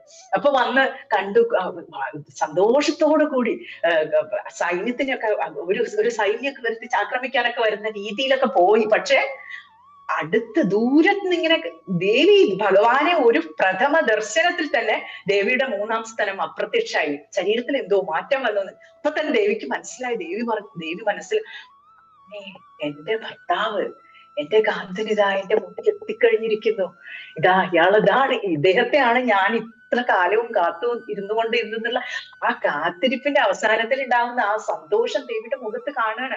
അപ്പൊ എല്ലാവരും ദേവി ഇങ്ങനെ അതുവരെ പരാക്രമശാലിയായിട്ടുള്ള ശൂലമൊക്കെ ധരിച്ചിട്ട് ഇങ്ങനെ യുദ്ധം ചെയ്തോണ്ടിരിക്കുന്ന ദേവി ഉണ്ട്. അടുത്ത മൊമെന്റിൽ, അടുത്ത നിമിഷം നാണിച്ച് നിലത്ത് നോക്കി ഇങ്ങനെ നിൽക്കുകയാണ്. ആ ലജ്ജ ഇതുവരെ ആരും കണ്ടിട്ടില്ല ദേവിയെ. ഈ ലജ്ജ എന്നുള്ള ഒരു ഭാവം ദേവിക്ക് ഇല്ല എന്നാണ് അവർ വിചാരിച്ചത്. അപ്പൊ ഇങ്ങനെ ലജ്ജാവിവശയായി നിൽക്കുന്ന ദേവിയെ നോക്കിക്കൊണ്ട് ഭഗവാന് മനസ്സിലായി, ദേവിക്ക് മനസ്സിലായി കാര്യം ഇത് ആരാണെന്ന്. വന്ന് ദേവിയുടെ കണ്ണുകളിലേക്ക് കുറെ സമയം ഭഗവാൻ നോക്കി നിൽക്കുകയാണ്. അങ്ങനെ രണ്ടുപേരും ആനന്ദത്തോടു കൂടി, ഒന്നുമില്ല, മൗനാണ് കുറച്ച് സമയത്തേക്ക്, ഒരു സംസാരമില്ല. അപ്പോ കുറച്ച് സമയം അങ്ങോട്ടും ഇങ്ങോട്ടും പരസ്പരം കണ്ണിൽ നോക്കി സ്നേഹം അനുഭവിച്ച്, ഭഗവാൻ സ്നേഹമാണ്, അപ്പൊ ആ സ്നേഹം അനുഭവിച്ചുകൊണ്ട് ദേവിയോട് പറയും, ഞാൻ വിവാഹം കഴിക്കാൻ വരുന്നുണ്ട്. അപ്പൊ ദേവി പറയും, എന്റെ അമ്മ കാഞ്ചനമാല എന്ന് പറയുന്ന ഒരു സ്ത്രീ ഉണ്ട്, അവരവിടെ കാത്തിരിക്കുന്നുണ്ട്, അങ്ങോട്ട് വരണം, എന്നിട്ട് എന്നെ വിവാഹം കഴിച്ച് കൊണ്ടുപോവാന്ന് പറയും. ഇത്രേ ഉള്ളൂ, അതിലപ്പുറം ഒന്നുമില്ല. എന്നെ ഇഷ്ടായോ, ഇതാണോ, അത് ഒന്നുമില്ല. എപ്പോഴാ കല്യാണം, ഇതാണ്, അത്രേ ഉള്ളൂ. വിവാഹം എപ്പോഴാണ്, ഇതാണ് വിവാഹ നിശ്ചയം. എല്ലാം കഴിഞ്ഞു, കാണലും വിവാഹ നിശ്ചയവും എല്ലാം ഒരു നിമിഷത്തിൽ കഴിഞ്ഞു. എന്നിട്ട് പറയും, ഇന്നേക്ക് 8-ാമത്തെ ദിവസം ഞാൻ അങ്ങോട്ട് വരുന്നുണ്ട്, അതിനുള്ള തയ്യാറെടുപ്പുകളൊക്കെ ചെയ്തോളൂ. ദേവി ഇതെല്ലാം കേട്ട് ഒന്നുകൂടെ ഭഗവാനെ നോക്കി, കണ്ടിട്ട് മതിയാവുന്നില്ല. ഭഗവാൻ അത്രയ്ക്കും കോമള രൂപനായി, ഒരു 16 വയസ്സ് അത്രയേ ഉള്ളൂ. അപ്പൊ നമ്മുടെ ശിവഭഗവാൻ വന്നു എന്നൊക്കെ പറയുമ്പോൾ വലിയൊരു പ്രായമുള്ള ആളായിട്ടൊന്നും കാണരുത്. ഇത് വളരെ ചെറുപ്പമായിട്ട് 16 വയസ്സിലൊരു ടീനേജർ, ഒരു കോളേജിലൊക്കെ പഠിക്കുന്ന ഒരു കുട്ടിയുടെ ഒരു രൂപത്തിലാണ് വരുന്നത്. അപ്പൊ മുടിയൊക്കെ സ്വർണ്ണ നിറത്തിലുള്ള ജടകളാണ്. ആ ജടകളൊക്കെ ഇങ്ങനെ ഒരു സർപ്പം കൊണ്ട് ഇങ്ങനെ കെട്ടിവെച്ചിട്ടുണ്ട്. എന്നിട്ട് ഒരു ഭംഗിയുള്ള ഒരു അരയിൽ ഒരു ഒടിയാണം ധരിച്ചിട്ടുണ്ട്, അതിൽ നിറയെ മണികളാണ്. അതൊക്കെ വെച്ചിട്ട് ഒരു കണ്ടാൽ തന്നെ കൗതുകം തോന്നുന്ന, സ്നേഹം തോന്നുന്നുള്ള ഒരു രൂപത്തിൽ ഇങ്ങനെ കോമളഗാത്രനായിട്ട് വന്നു നിൽക്കുകയാണ്. അപ്പൊ ദേവി ഇങ്ങനെ തിരിച്ചു പോവാൻ ഇങ്ങനെ പോയി ഒന്നുകൂടെ നോക്കി ഭഗവാനെ. ദേവി സന്തോഷത്തോടെ തിരിച്ച് കൊട്ടാരത്തിലേക്ക് പോവാണ്. കൊട്ടാരത്തിലെത്തി അവിടെ കോട്ടവാതിലിന്റെ അടുത്ത് എത്തിയപ്പോ തന്നെ എല്ലാം രഥത്തിൽ നിന്നൊക്കെ ചാടി ഇറങ്ങി ഓടുകയാണ് ഉള്ളിലേക്ക്.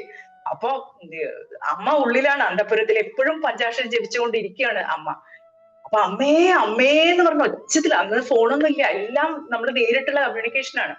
ഓടി വന്ന് അപ്പൊ അമ്മ ശബ്ദം കേട്ട് വേഗം റൂമിൽ നിന്ന് പുറത്തിറങ്ങി പടികളുടെ അടുത്തേക്ക്, പ്രവേശനദ്വാരത്തിന്റെ പടികളുടെ അടുത്തേക്ക് വന്ന് മകളുടെ സന്തോഷമൊക്കെ കണ്ടപ്പോ അമ്മയ്ക്ക് കാര്യം മനസ്സിലായി, എന്തോ കാര്യമായിട്ട് കിട്ടിയിട്ടുണ്ട്. എന്താ മോളെ ചോദിക്കാണ്. അപ്പൊ ദേവി പറയും, അമ്മേ ഞാൻ കണ്ടു, എന്റെ കാന്തനെ ഞാൻ കണ്ടു. അങ്ങനെ ഞാനും എന്റെ രൂപവും മറ്റുള്ള സാധാരണ സ്ത്രീകളുടെ രൂപമായി മാറി അമ്മേ. അദ്ദേഹം 8-ാമത്തെ ദിവസം ഇവിടെ വരുന്നുണ്ട്, വിവാഹത്തിന്റെ എല്ലാ ഒരുക്കങ്ങളും തുടങ്ങണം. ഇന്ന് വിവാഹമാണ്. അപ്പൊ നമ്മളെല്ലാം വിവാഹത്തിൽ പങ്കെടുക്കാൻ വന്ന ആളുകളാണ്. അപ്പൊ കുറച്ച് നിങ്ങളുടെ ഇടയ്ക്ക് കുരവയൊക്കെ ഇട്ടുള്ളൂ. അപ്പൊ ഇതൊക്കെ വരുന്നുണ്ട്, നല്ല രസമായിട്ടുള്ള വിവാഹമാണിത്.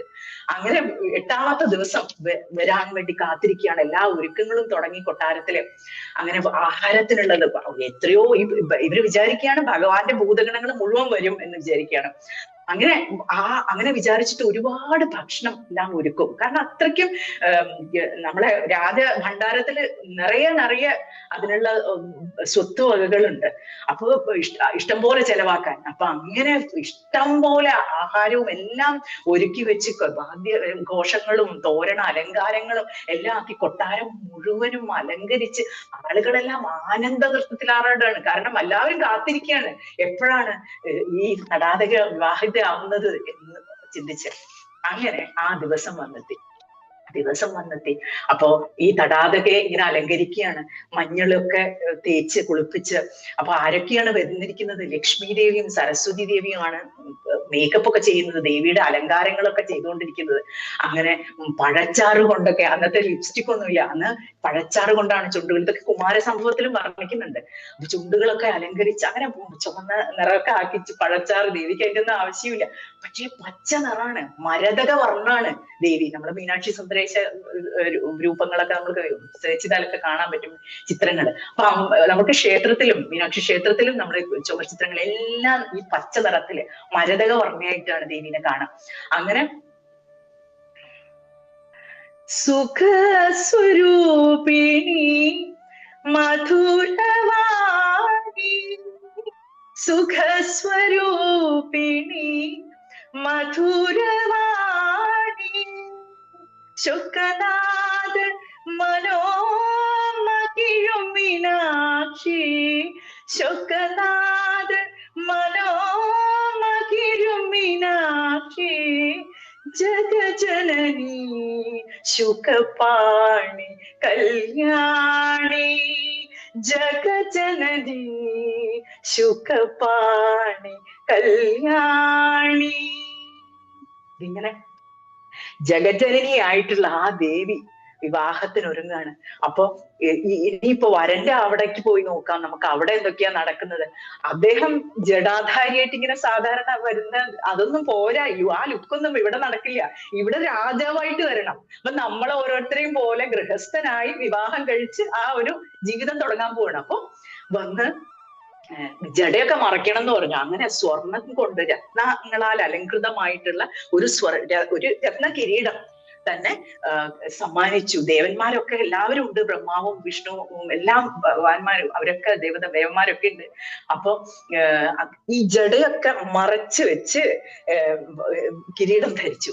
കിരീടമൊക്കെ ധരിച്ച് അതിനുള്ളിൽ കൂടെയൊക്കെ അവിടെ ഇവിടെയൊക്കെ കാണാം സ്വർണ്ണ നിറത്തിലുള്ള ജട അവിടെ ഇവിടെ നിന്നൊക്കെ തൂങ്ങിക്കിടക്കുന്ന, അതും ഒരു അലങ്കാരം ഭഗവാന്. അങ്ങനെയുള്ള ഭഗവാന്റെ പാദങ്ങളിലൊക്കെ സ്വർണ്ണ രത്നവും എല്ലാം ചേർന്നിട്ടുള്ള തളയൊക്കെ ഇട്ടിട്ടുണ്ട്. അതുപോലെ തന്നെ വസ്ത്രങ്ങളൊക്കെ, പട്ടുവസ്ത്രങ്ങളൊക്കെ അണിഞ്ഞു. ഇതിനേക്കാളൊക്കെ ഏറ്റവും വലിയ അത്ഭുതം എന്താ വെച്ചാൽ ഭസ്മൊക്കെ അങ്ങോട്ട് മാറ്റി വെച്ചു ഭഗവാൻ. എന്നിട്ട് ചന്ദനം എടുത്തണിഞ്ഞു. ചന്ദനമൊക്കെ തേച്ച് കുറച്ചും കൂടി ഒരു എന്താ പറയാ, ഒരു ലുക്കൊന്ന് മാറ്റി പിടിച്ചു എന്ന് പറയാം.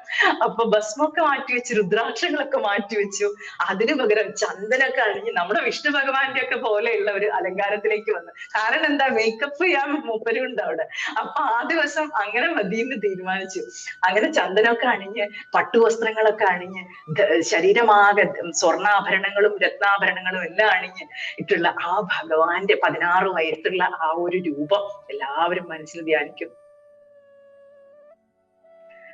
കർപ്പൂരഗൗരം കരുണാവതാരം നാഗേന്ദ്രഹാരം ഭുജഗേന്ദ്രസാരം സദാ വസന്തം ഹൃദയാരവിന്ദേ ഭവം ഭവാനി സഹിതം നമാമി. അങ്ങനെ ദേവിയോടൊത്തിട്ടുള്ള ആ ഭഗവാൻ അങ്ങനെ വിവാഹം കഴിക്കുന്ന ആ നിമിഷം എത്തുമ്പോ അതിന് തൊട്ടു മുമ്പായി കാഞ്ചനമാല ദേവിക്ക് ഒരു വിഷമം മനസ്സിൽ വന്നു. അയ്യോ, എന്റെ ഭർത്താവ് ഉണ്ടായിരുന്നെങ്കിൽ എന്നുള്ള ചിന്ത എപ്പോഴും ഉണ്ടാവുമല്ലോ. മക്കളുടെ വിവാഹത്തിന് അമ്മമാർക്ക് ഉണ്ടാവും, അച്ഛന്മാരും മരിച്ചുപോയവരാണെങ്കിൽ. അപ്പൊ അമ്മ ഇങ്ങനെ ദുഃഖിക്കുകയും ചെയ്യുന്നത് കണ്ടപ്പോ നേരെ വരുവാണ് വിഷ്ണു ഭഗവാൻ. ഞാൻ മലയധ്വജന്റെ സ്ഥാനത്ത് നിന്നുകൊണ്ട് ചെയ്യാം എന്ന് പറഞ്ഞ്, അത് അഴകരുടെ ക്ഷേത്രം അവിടെ തന്നെ ഉണ്ട്, മധുരയുടെ അടുത്തായിട്ട് ഭഗവാനെ. അപ്പൊ അഴകര് വരുവാണ്. അപ്പൊ ഭഗവാൻ വന്ന് ദേവിയുടെ ആ കൈ പിടിച്ച് ശിവഭഗവാന്റെ കൈകളിലേക്ക് വെച്ചു കൊടുക്കുന്ന മനോഹരമായിട്ടുള്ള മീനാക്ഷി സുന്ദരേശ കല്യാണ വിഗ്രഹം ഉണ്ട് അവിടെ. തിരുക്കല്യാണ മണ്ഡപത്തിൽ നമ്മൾ ക്ഷേത്രത്തിൽ പോകുന്ന സമയത്ത് ഇത്രയും മനോഹരമായിട്ടുള്ള ഒരു വിഗ്രഹം കണ്ടിട്ടില്ല ഇവര് 3 പേരും കൂടി ഉള്ള. വളരെ അപൂർവമാണ് അല്ലെ? അവര് 3 പേരും കൂടി നിൽക്കുന്ന ഒരു കാഴ്ച. അത്ര ഈ വിഗ്രഹത്തിന്റെ വലിപ്പം എന്ന് പറഞ്ഞാൽ നമ്മൾ ഒരു 1.5 ആളുടെ അത്രയും വലിപ്പമുണ്ട്. അത്രയും വലിയ ഒരു വിഗ്രഹമാണ്. നടുവില് മീനാക്ഷി ഒരു ചെറിയ കുട്ടിയുടെ ഒരു വലിപ്പമേ ഉള്ളൂ. അങ്ങനെയായി നിന്നുകൊണ്ട് വലത് ഭാഗത്ത് ഏട്ടന്റെ കൈ പിടിച്ച്, സഹോദരനാണല്ലോ, പത്മനാഭ സഹോദരിയല്ലേ, അപ്പൊ ഭഗവാൻ കൈ പിടിച്ച്, ദേവിയുടെ കൈ പിടിച്ച് സന്തോഷത്തോടു കൂടി ശിവഭഗവാന്റെ കൈകളിലേക്ക് വെച്ചു കൊടുക്കുന്ന ഈ ഒരു ചിത്രം മതി. നമ്മൾ ഓരോ ശൈവന്മാരും വൈഷ്ണവന്മാരാണ്, ഞാൻ ശൈവനാണ്, വൈഷ്ണവനാണ്, ഇതൊന്നും അവർക്ക് ഇങ്ങനത്തെ യാതൊരു അധപ്പതിച്ച ചിന്തകളും ഇല്ല. ഇവർക്ക് എല്ലാം ഒന്ന്. കൃഷ്ണന്റെ ഹൃദയമാണ് ശിവൻ, ശിവന്റെ ഹൃദയമാണ് കൃഷ്ണൻ. ഇങ്ങനെ വേണം നമ്മൾ മനസ്സിലാക്കാൻ. അപ്പൊ ഇങ്ങനെ മനസ്സിലാക്കിയാലേ ആ അദ്വൈത ലെവലിലേക്ക് നമ്മൾ ഉയരുള്ളൂ. അപ്പോ ഈ നാമങ്ങളും ഭേദചിന്തകളും എല്ലാം മാറ്റിവെക്കേണ്ടതാണെന്ന് ഇത് കണ്ടാൽ നമുക്ക് മനസ്സിലാവും. അപ്പൊ ഈ തിരുക്കല്യാണ മണ്ഡപത്തിൽ ഇങ്ങനെ ഒരു വിഗ്രഹം അവിടെ വെച്ചിട്ടുണ്ട്. അപ്പൊ അത് ആ രൂപം ഭഗവാനെ മനസ്സിൽ ധ്യാനിക്കുക. നമ്മൾക്ക് ധ്യാനിക്കാൻ പറ്റുമെങ്കിൽ ഇവര് 3 പേരും കൂടി നിൽക്കുന്ന ആ സുന്ദര മുഹൂർത്തം, മഹാദേവ, ദേവി, അമ്മേ, ഭഗവതി,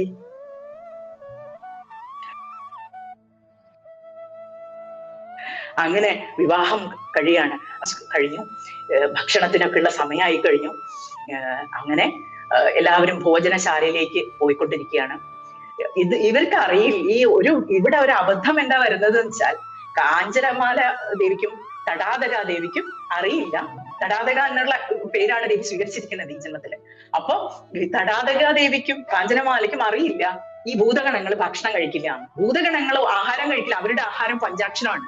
അപ്പൊ ഇവര് ഇത്രയും ആഹാരമൊക്കെ ഒരുക്കി കാത്തു നിൽക്കുകയാണ്. അപ്പൊ ഈ 6ാമത്തെ ലീലയാണ് നമ്മളിപ്പോ പറഞ്ഞത്, ഈ മീനാക്ഷി കല്യാണം എന്ന് പറഞ്ഞിട്ട്. അപ്പൊ ഇതേ കാര്യം പറയുമ്പോൾ ഞാൻ ഒരു കാര്യം കൂടി ഓർമ്മ വരികയാണ്. ഇന്നലെ നമ്മുടെ വൈഷ്ണവിക്കുട്ടി പാടി ആ ഊഞ്ചാൽ പാട്ട്. അപ്പൊ അതില് പറഞ്ഞു തിരുക്കല്യാണം, അവിടെയുള്ള ഒരു പ്രധാന വഴിപാടാണ് തിരുക്കല്യാണം. നമ്മൾ വിവാഹം കഴിയാത്ത കുട്ടികളും ഒക്കെ ഉണ്ടെങ്കിൽ അവിടെ പോയി ഈ വഴിപാട് ചെയ്യുന്നത് വളരെ നല്ലതാണ്. പൂജാരിമാര് ഒരു പുരുഷന് സ്ത്രീ ആയിട്ടുള്ള ഒരു സങ്കല്പത്തിൽ വന്ന് ഒരു വിവാഹത്തിൽ ചെയ്യുന്ന ആ വാദ്യഘോഷങ്ങൾ അടക്കം മംഗല്യ സൂത്രം ധരിപ്പിക്കുന്നവരെ എല്ലാം അതിലുണ്ട്. എന്നിട്ട് അതിനുള്ള പ്രസാദങ്ങളെല്ലാം നമുക്ക് നമ്മളൊക്കെ അവിടെ പോയി ഇരുന്ന് കാണാൻ പറ്റും. ഇത് നല്ല രസമുള്ള ഒരു ചടങ്ങാണ്. അപ്പൊ പറ്റുമെങ്കിൽ അത് മധുരയിൽ പോകുന്നവര് അതും കൂടി എന്തായാലും ചെയ്യുക. അപ്പൊ വിവാഹം കഴിഞ്ഞിട്ടുള്ള ആൾക്കാരാണെങ്കിൽ അവര് 2 പേരും കൂടി ചേർന്ന് അത് പോയി ഇരുന്ന് കാണാം. അപ്പൊ അങ്ങനെയുള്ള ഈ സന്ദർഭത്തിൽ വന്നപ്പോ പറഞ്ഞതാണ്. അപ്പൊ ഈ ഒരു മീനാക്ഷി കല്യാണം അതാണ് 6ാമത്തെ ലീല. അപ്പൊ ഭഗവാനെയും ദേവിയും എല്ലാം സ്മരിച്ചുകൊണ്ട് എല്ലാവരോടും പ്രാർത്ഥിക്കുക. നമ്മുടെ ആ മനസ്സിലുള്ള ദുഃഖങ്ങൾ എന്താ വെച്ചാൽ പ്രാർത്ഥിച്ച് അവരുടെ അനുഗ്രഹം വാങ്ങി ഈ ലീല പറയുന്നവർക്കും കേൾക്കുന്നവർക്കും എല്ലാ സൗഭാഗ്യങ്ങളും ഉണ്ടാവട്ടെ എന്ന് മഹാത്മ്യം പറയുന്നു. ഇനി 7ാമത്തെ ലീലയാണ് തടാതക ഗർഭഭംഗം. ഈ തടാതക ഗർഭഭംഗം എന്ന് പറയുന്നത് ഇവിടെയും നമുക്ക് കാണാം എങ്ങനെ നിമിത്തമായിട്ട് ഉപയോഗിക്കുന്നു ഭഗവാൻ എന്നുള്ളത്. അപ്പോ നമ്മൾ ഓരോരുത്തരും ജീവിതത്തിൽ നമ്മൾ പലതും ചെയ്തു എന്ന് നമ്മൾ പലതും വിചാരിക്കുന്നില്ലേ, അതൊക്കെ നിമിത്തമാണ്.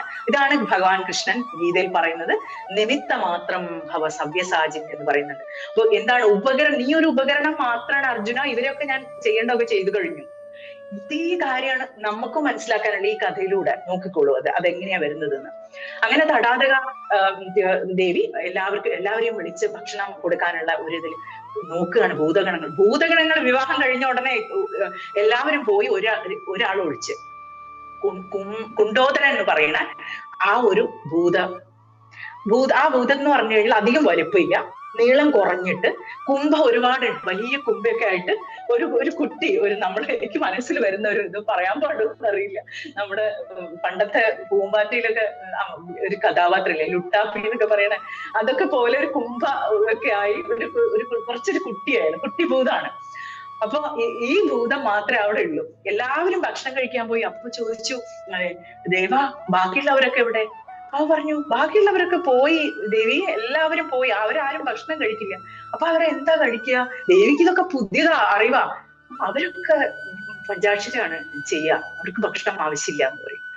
ഓ ശരി. അപ്പൊ ഇത് മനസ്സിലാക്കേണ്ട, ശിവ ഉപാസന ചെയ്യുന്നവർക്കും ഒരുപാട് ജപമൊക്കെ ചെയ്യുന്ന സമയത്ത് ഭക്ഷണമൊക്കെ കുറഞ്ഞു വരുന്നതായിട്ട് കാണാം. അപ്പൊ ആവശ്യമില്ല, നമ്മുടെ ഭക്ഷണം മന്ത്രത്തിൽ നിന്ന് തന്നെ അല്ലെ അത് നമുക്ക് വേണ്ട ശക്തി കിട്ടുന്നതാണ്. അപ്പൊ ഇപ്പൊ ഞങ്ങള് ഉപാസന ചെയ്ത സമയത്ത്, അവിടെ പോയി ചെയ്ത സമയത്ത് ഒരു സങ്കല്പം ഉണ്ടായിരുന്നു, ക്ഷേത്രത്തിൽ നിന്ന് കിട്ടുന്ന പ്രസാദം മാത്രമേ കഴിക്കുള്ളൂ എന്ന്. അപ്പൊ ഈ 41 ദിവസവും എന്ത് ചെയ്തു? ഭഗവാന്റെ ലീല കാണണം. ഭഗവാൻ ഒരാളെ, ഒരു ശിവ അടിയാറെ ഏൽപ്പിച്ചിരിക്കുകയാണ്. എന്നും രാത്രി പള്ളിയറ പൂജ കഴിഞ്ഞ് പോകുമ്പോ 2 വലിയ ഉരുള തൈർ സാധമോ അല്ലെങ്കിൽ ലെമൺ സാധം, അങ്ങനെ എന്തെങ്കിലും ഒരു പുളിസാധം, അങ്ങനെ എന്തെങ്കിലും ഒന്നും തരിക എന്നുള്ളത്. അപ്പൊ ഇതൊക്കെ നമ്മൾക്ക് കാണുകയാണ്. ഇതാണ് നമ്മൾ അവിടെ പോയിട്ട് ചെയ്യുമ്പോഴുള്ള വ്യത്യാസം. നമുക്ക് ഇതൊന്നും വീട്ടിലിരുന്നാൽ കിട്ടില്ല. ഇൻ ദ സെൻസ് ദാറ്റ് നമുക്ക് മനസ്സിലാവില്ല എത്രയാ നമ്മളെ കെയർ ചെയ്യുന്നത്. ഇതാ ഞാൻ പറയുന്നത്, ഭഗവാന് നമ്മളോട് നമ്മൾക്ക് അങ്ങോട്ടുള്ളതിനേക്കാൾ 100 ഇരട്ടി സ്നേഹമുണ്ട്, 100 ഇരട്ടി കെയർ ഉണ്ട്. അതാണ് നമുക്ക് കാണിച്ചു തരും ഇങ്ങനെയൊക്കെ പോയി നിൽക്കുമ്പോ. അപ്പൊ എന്താ കഴിക്കുക? ആദ്യത്തെ ദിവസമൊക്കെ നല്ല വിശപ്പുണ്ട്. ജപമൊക്കെ കഴിഞ്ഞ് സാധനയൊക്കെ കഴിഞ്ഞ് വൈകുന്നേരം ആവുമ്പോഴേക്കും നല്ല വിശപ്പുണ്ട്. ആദ്യം കുറച്ച് സമയം എടുക്കും ട്രാക്കിലായി വരാൻ. അപ്പൊ കാണാം ഒരു ശിവാടിയാർ വന്ന്, നിങ്ങൾ എന്താ ചെയ്യുന്നത്? വന്ന് ചോദിച്ചപ്പോ ഇങ്ങനെ, എന്താണ് നിങ്ങൾ എന്തെങ്കിലും കഴിച്ചോ? ഇല്ല, ഞങ്ങള് ക്ഷേത്രത്തിൽ നിന്ന് കിട്ടുമെങ്കിൽ മാത്രം കഴിക്കാന്ന് വിചാരിച്ചിട്ടാണ് നിൽക്കുന്നത്. എന്താ വരൂ പോയി ഞങ്ങൾക്ക് അതിനുള്ള ഭൈരവസ്വാമിക്ക് ഉള്ളിന്ന് നിവേദിച്ചിട്ടുള്ള പ്രസാദം എടുത്തു കൊണ്ടുവരികയാണ്. അങ്ങനെ 41 ദിവസവും നമുക്ക് അത്ഭുതം തോന്നുകയാണ്. ഏതൊക്കെ തരത്തിലാണ് ആ ശിവാടിയാർ ഇല്ലെങ്കിൽ വേറൊരാളിലൂടെ വരും. അപ്പൊ ഞാൻ ഇന്ന് ഈ 2 ദിവസം മുമ്പ് അദ്ദേഹത്തിനോട് പറഞ്ഞു, ഇങ്ങനെ ഒരു പ്രോഗ്രാം ചെയ്യാൻ പോവാണ്. അദ്ദേഹത്തിന് വലിയ സന്തോഷമായി. കാരണം അദ്ദേഹം പറഞ്ഞിരിക്കുന്ന എല്ലാ ദിവസവും രാത്രി ഇങ്ങനെയാണ്, ശിവകഥകൾ ചൊല്ലുമ്പോന്ന് പറഞ്ഞിട്ടാണ് അടിയാറിട്ട് പോവുക. അങ്ങനെ എല്ലാ തരത്തിലും നമ്മുടെ ആവശ്യങ്ങൾ കണ്ടറിഞ്ഞ് നൽകുന്ന ഭഗവാൻ. അപ്പൊ ഇവിടെ എന്താ ഉണ്ടാവുന്നത്? ദേവി ഇങ്ങനെ അത്ഭുതപ്പെടുകയാണ്, എന്താ ഇപ്പൊ ചെയ്യാ? ഈ ഭക്ഷണം ഇനിയിപ്പൊ എന്താ ചെയ്യാ? അപ്പൊ ഭഗവാൻ ഒരു നോട്ടം നോക്കി പറഞ്ഞു, ഇതൊക്കെ ഗർവല്ലേ, ഇത്രയും ഭക്ഷണം ഒക്കെ ഉണ്ടാക്കിയത് എന്തിനാണ്? അപ്പൊ ഇതിൽ നിന്ന് നമ്മൾ പഠിക്കേണ്ട ഒരു പാഠം എന്ന് വെച്ചാൽ, പ്രകൃതിയുടെ സ്രോതസ് എന്ന് പറയുന്നത് ലിമിറ്റഡ് ആണ്. ഓരോരുത്തർക്ക് ഇത്ര എന്നുള്ള കണക്കുണ്ട്. അതിൽ കൂടുതൽ നമ്മൾ എടുക്കാൻ പാടില്ല. അതാണ് നമ്മൾ ഒരുപാട് സാധനങ്ങൾ, ഒരുപാട് നമ്മളിപ്പോ വെള്ളം തന്നെ എടുക്കും, നമ്മൾ കുളിക്കാനൊക്കെ കുളിക്കാൻ നമ്മൾ ഉപയോഗിക്കുന്ന ആവശ്യമുള്ള മാത്രം ഉപയോഗിക്കുക. അതിൽ കൂടുതൽ എടുക്കുമ്പോൾ നമ്മൾ കണക്കിവിടെ പറയേണ്ടി വരും വേറെ ഏതെങ്കിലും തരത്തില്. ഇതെല്ലാം അങ്ങനെയാണ്, ഭക്ഷണമാണെങ്കിലും എല്ലാം. അപ്പൊ ഭഗവാൻ ഒരു പാഠം പഠിപ്പിച്ചു കൊടുക്കണം ദേവിക്ക്. ഫസ്റ്റ് ലെസൺ ആണ്. അപ്പൊ അതിനെന്ത് ചെയ്യും? അതിന് ഒരു വഴി കണ്ടുപിടിക്കും. ഈ കുംഭോദരനെ വിളിച്ചു കൊണ്ടുവരാണ്. അപ്പൊ അതൊക്കെ ജഠരാഗ്നി ഒന്ന് വർദ്ധിപ്പിച്ചു കൊടുത്തു കുംഭോദരന്റെ. ഈ കുംഭോദരൻ എന്ന് പറഞ്ഞ വേറൊരു ഭൂതമുണ്ട്, അതാണ് പേര് കൺഫ്യൂസ്ഡ് ആവുന്നത്. അപ്പൊ കുംഭോദരൻ ഓടി വന്നു. ഭഗവാനെ കുംഭയൊക്കെ പിടിച്ചിട്ടാണ് ഓടി വരുന്നത്. അയ്യോ എനിക്ക് വിശക്കുന്നു എന്ന് പറഞ്ഞിട്ട് ഓടി വന്ന്, എനിക്ക് വിശക്കുന്നേ എന്ന് പറഞ്ഞിട്ട് കേട്ടിട്ടില്ലേ? അതുപോലെ ഓടി വരികയാണ്. അപ്പൊ ഭഗവാൻ പറഞ്ഞു, അതെന്താ ഇഷ്ടം പോലെ ആഹാരം, അത് മുഴുവൻ ഞാൻ കഴിച്ചു ഭഗവാനെ, ഇനി ഒന്നുമില്ല, മധുരയിൽ ഇനി ഭക്ഷണം ഒന്നും ഇല്ല എന്ന് പറയും. അപ്പൊ ദേവി ഇങ്ങനെ, ഇത്രയും ആഹാരം ഉണ്ടാക്കിയതൊക്കെ നീ കഴിച്ചു? കഴിച്ചു. പാത്രങ്ങളും ഞാൻ എടുത്ത് കഴിച്ചു. പാത്രങ്ങളും കഴിച്ചു. അപ്പൊ ഭഗവാൻ ചോദിക്കും, ഇനിയും ഭൂതഗണത്തിനെ വരുത്തണോ? വേണ്ട അയ്യോ, ഒരു ഭൂതത്തിനെ കൊണ്ട് തന്നെ ഇഷ്ടം പോലെ കിട്ടിയിട്ടുണ്ടെന്ന് പറയും ദേവി. അപ്പൊ പറയും, എന്നാ ശരി, നിനക്ക് അത് ഞാനിപ്പൊ ശരിയാക്കി തരാന്ന് പറഞ്ഞു 3 അന്നകർത്തങ്ങൾ ഉണ്ടാക്കി കൊടുക്കുകയാണ്. അതിൽ അൺലിമിറ്റഡ് ആയിട്ടുള്ള ഭക്ഷണം, അന്നം ഇങ്ങനെ നിറഞ്ഞുകൊണ്ടിരിക്കുക, തൈസാദം ഇങ്ങനെ നിറഞ്ഞുകൊണ്ടിരിക്കുകയാണ്. ഒരു 3 ഒന്നിൽ ഇങ്ങനെ മുഖട്ടിട്ട് ഇങ്ങനെ ആക്കി കഴിച്ച് അടുത്തേക്ക്. അപ്പൊ അതൊന്ന് നോക്കും, മുഖത്തോടൊക്കെ ഭക്ഷണമൊക്കെ ഇങ്ങനെ ഒഴുകി വരുന്നുണ്ട്, അത് ദേഹമൊക്കെ ആയിട്ടുണ്ട്. അപ്പൊ ഇങ്ങനെ അവർക്ക് ഇങ്ങനെ നമ്മളെ പോലെ ഫോർമാലിറ്റി ഒന്നുമില്ല, അവര് നാച്ചുറൽ ആണ്. അവരുടെ എങ്ങനെയാണോ അത് തന്നെ, അല്ലാണ്ട് പുറത്തു നേരെ കാണിക്കുന്ന പരിപാടി, സ്റ്റൈലായിട്ട് ഇരിക്കുന്ന കാണുന്നില്ല, പരിപാടി ഒന്നുമില്ല. എല്ലാം കൂടി എടുത്ത് ഇങ്ങനെ നിറഞ്ഞ് കഴിച്ച് അവസാനം എല്ലാം വയറ് നിറഞ്ഞു. അടുത്ത പ്രശ്നം, ഭഗവാനെ എനിക്ക് ദാഹിക്കുന്നു. ശരി, ഇപ്പൊ എന്താ ചെയ്യാ? നീ അവിടെ വെള്ളമൊക്കെ കുടിച്ചില്ലേ? ആ വെള്ളമൊക്കെ കുടിച്ചു, ഇനി മധുരയിൽ ഒരു വെള്ളവും ഇല്ല ബാക്കി എന്ന് പറയും. അപ്പോഴാണ് വേഗവതി എന്ന് പറഞ്ഞിട്ടുള്ള അടുത്ത ലീല വരുന്നത്. വേഗവതി മഹാത്മ്യം. അപ്പൊ വേഗവതി എന്ന് പറഞ്ഞ ശരിക്കും ഗംഗാദേവി തന്നെയാണ് വരുന്നത്. ഗംഗാദേവി അവിടെ വൈകേയായിട്ട് വന്നിട്ട് അടുത്ത ഒരു തീർത്ഥം പോലെ അവിടെ ഉണ്ടാവുകയാണ്. അങ്ങനെ ഈ ഭൂതം എന്താ ചെയ്യുക, രണ്ട് കരണ്ടും കൂടി മറ കെട്ടി നിർത്തി, ആ രണ്ട് കരണ്ടും കൂടി വെച്ച് കൈ ഇങ്ങനെ വെച്ച് ആ വെള്ളം മുഴുവൻ ഇങ്ങനെ അങ്ങനെ ആർത്തിയോടെ എടുത്ത് കുടിച്ച് ഇഷ്ടം പോലെ വാരം പറയും. അങ്ങനെ വന്നപ്പോ തിരിച്ചു വരുമ്പോ എന്താ, ഭഗവാന്റെ അടുത്തേക്ക് ഓടി വന്ന് പാദങ്ങളിൽ നമസ്കരിച്ച്, ഭഗവാനെ, സർവരുടെയും ആർത്തി തീർത്തു കൊടുക്കുന്ന ഭഗവാനെ നന്ദി, കോടി നന്ദി എന്ന് പറഞ്ഞ് ഒരു കവിയെ പോലെ പാടാൻ തുടങ്ങുകയാണ്. കവിത്വം വന്നു. ആരാണ് മരുന്നരച്ചു കൊടുത്തത്? ഭഗവാനല്ലേ. അങ്ങനെ കവിയായിട്ട് നിന്നിട്ടൊരു കീർത്തനം പാടുകയാണ്. അഹമപി തവതാം പാദാംബുജചരണത്വം പാഹി മാം മഹേശാനാം കദംബകാന്തകാന്താര കൽപിതേന്ദ്ര വിമാനകാ ശംഭോ ശംഭോ ശംഭോ. ഇങ്ങനെ ഭഗവാൻ കുണ്ടോദരന്റെ ആർത്തി, ഭക്ഷണത്തിനോടുള്ള വിശപ്പും ദാഹവും എല്ലാം ശമിപ്പിച്ച് തടാതകയ്ക്ക് തെറ്റു മനസ്സിലാക്കി കൊടുത്തു. പ്രകൃതിയുടെ സ്രോതസ് ഒരിക്കലും ദുർവിനിയോഗം ചെയ്യാൻ പാടില്ല എന്നുള്ള തെറ്റ് മനസ്സിലാക്കി കൊടുത്ത് ആ ലീല അവിടെ അവസാനിക്കുകയാണ്. അങ്ങനെ ആ ദേവി, ഗംഗാദേവി വരുന്നതിന് മുമ്പ് പറയും, ഇവിടെ ഓരോ ദേവിക്ക് കൃത്യമായിട്ടുള്ള നെഗോഷിയേഷൻ ഉണ്ട്. വന്നിട്ട് പറയും, ഭഗവാനെ ഞാൻ വരാം, വിളിച്ചപ്പോ പറയാണ് ഞാൻ വരാം, പക്ഷെ ഒരു കാര്യം എനിക്ക് ചെയ്തു തരണം. എന്താ വേണ്ടത്? പറഞ്ഞോളൂ. ഇവിടെ എന്നെ കാണുന്നവർക്ക് പോലും, കുളിക്കാനൂടി വേണ്ട, കുളിച്ചാലും എന്നെ ദർശിച്ചാൽ പോലും, ഈ പ്രദേശത്ത് വൈകയായിട്ട് ഒഴുകുന്ന ദേവിയെ ദർശിച്ചാൽ പോലും സായുജ്യം ലഭിക്കണമെന്ന് ഭഗവാൻ അനുഗ്രഹിക്കണം. ഭഗവാൻ പറഞ്ഞു, ശരി, അനുഗ്രഹിച്ചിരിക്കുന്നു, എന്റെ ആഗ്രഹം പോലെ നടക്കട്ടെ. ഇവിടെ വൈകേയെ കണ്ടാൽ, വേഗവതി നദിയെ കണ്ടാൽ തന്നെ സായുജ്യം ലഭിച്ച് മോക്ഷത്തിലേക്ക് പോകും എന്നാണ് ഭഗവാൻ അനുഗ്രഹിച്ചു വിട്ടത്. അപ്പൊ ഈ ലീല കേൾക്കൂ. ഈ കുണ്ടോദരന്റെ സ്തുതി ഭഗവാൻ ഒരുപാട് ആനന്ദം ഉണ്ടാക്കി. അപ്പൊ ഭഗവാൻ പറഞ്ഞു, കുണ്ടോദര, നീ എനിക്ക് വളരെ പ്രിയപ്പെട്ടവനാണ്, അതിന് വരം കൊടുത്തിരിക്കുന്നു. എന്താന്ന് വെച്ചാൽ എല്ലാ ഭൂതഗണങ്ങളും പോയാലും നീ എപ്പോഴും എന്റെ അടുത്തുണ്ടാവണം എന്ന് പറയാണ് ഭഗവാൻ. അങ്ങനെ പറഞ്ഞൊരു വരം കൊടുത്തു കുണ്ടോദരന്. കുണ്ടോദരൻ ആനന്ദത്തോടുകൂടി സ്തുതിച്ച് വീണ്ടും സ്തുതിച്ച് ഭഗവാന്റെ പാതാരവിന്ദങ്ങളിൽ വീണ് നമസ്കരിച്ചുകൊണ്ട് ആനന്ദത്തിനായി അവിടെ ഇങ്ങനെ നിൽക്കുകയാണ്.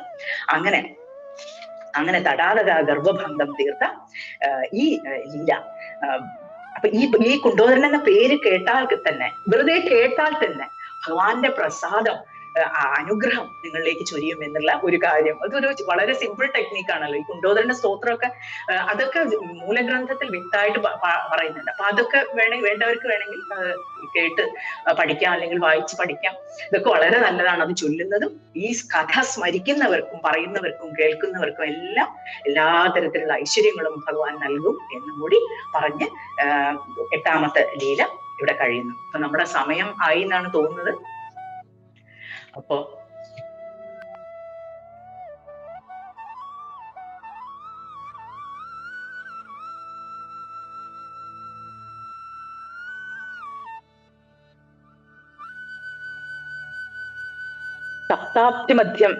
സപ്താബ്ദി മാഹാത്മ്യം എന്നുള്ള ഒരു കഥയും കൂടി പറയാൻ സമയമുണ്ടോ? അല്ല,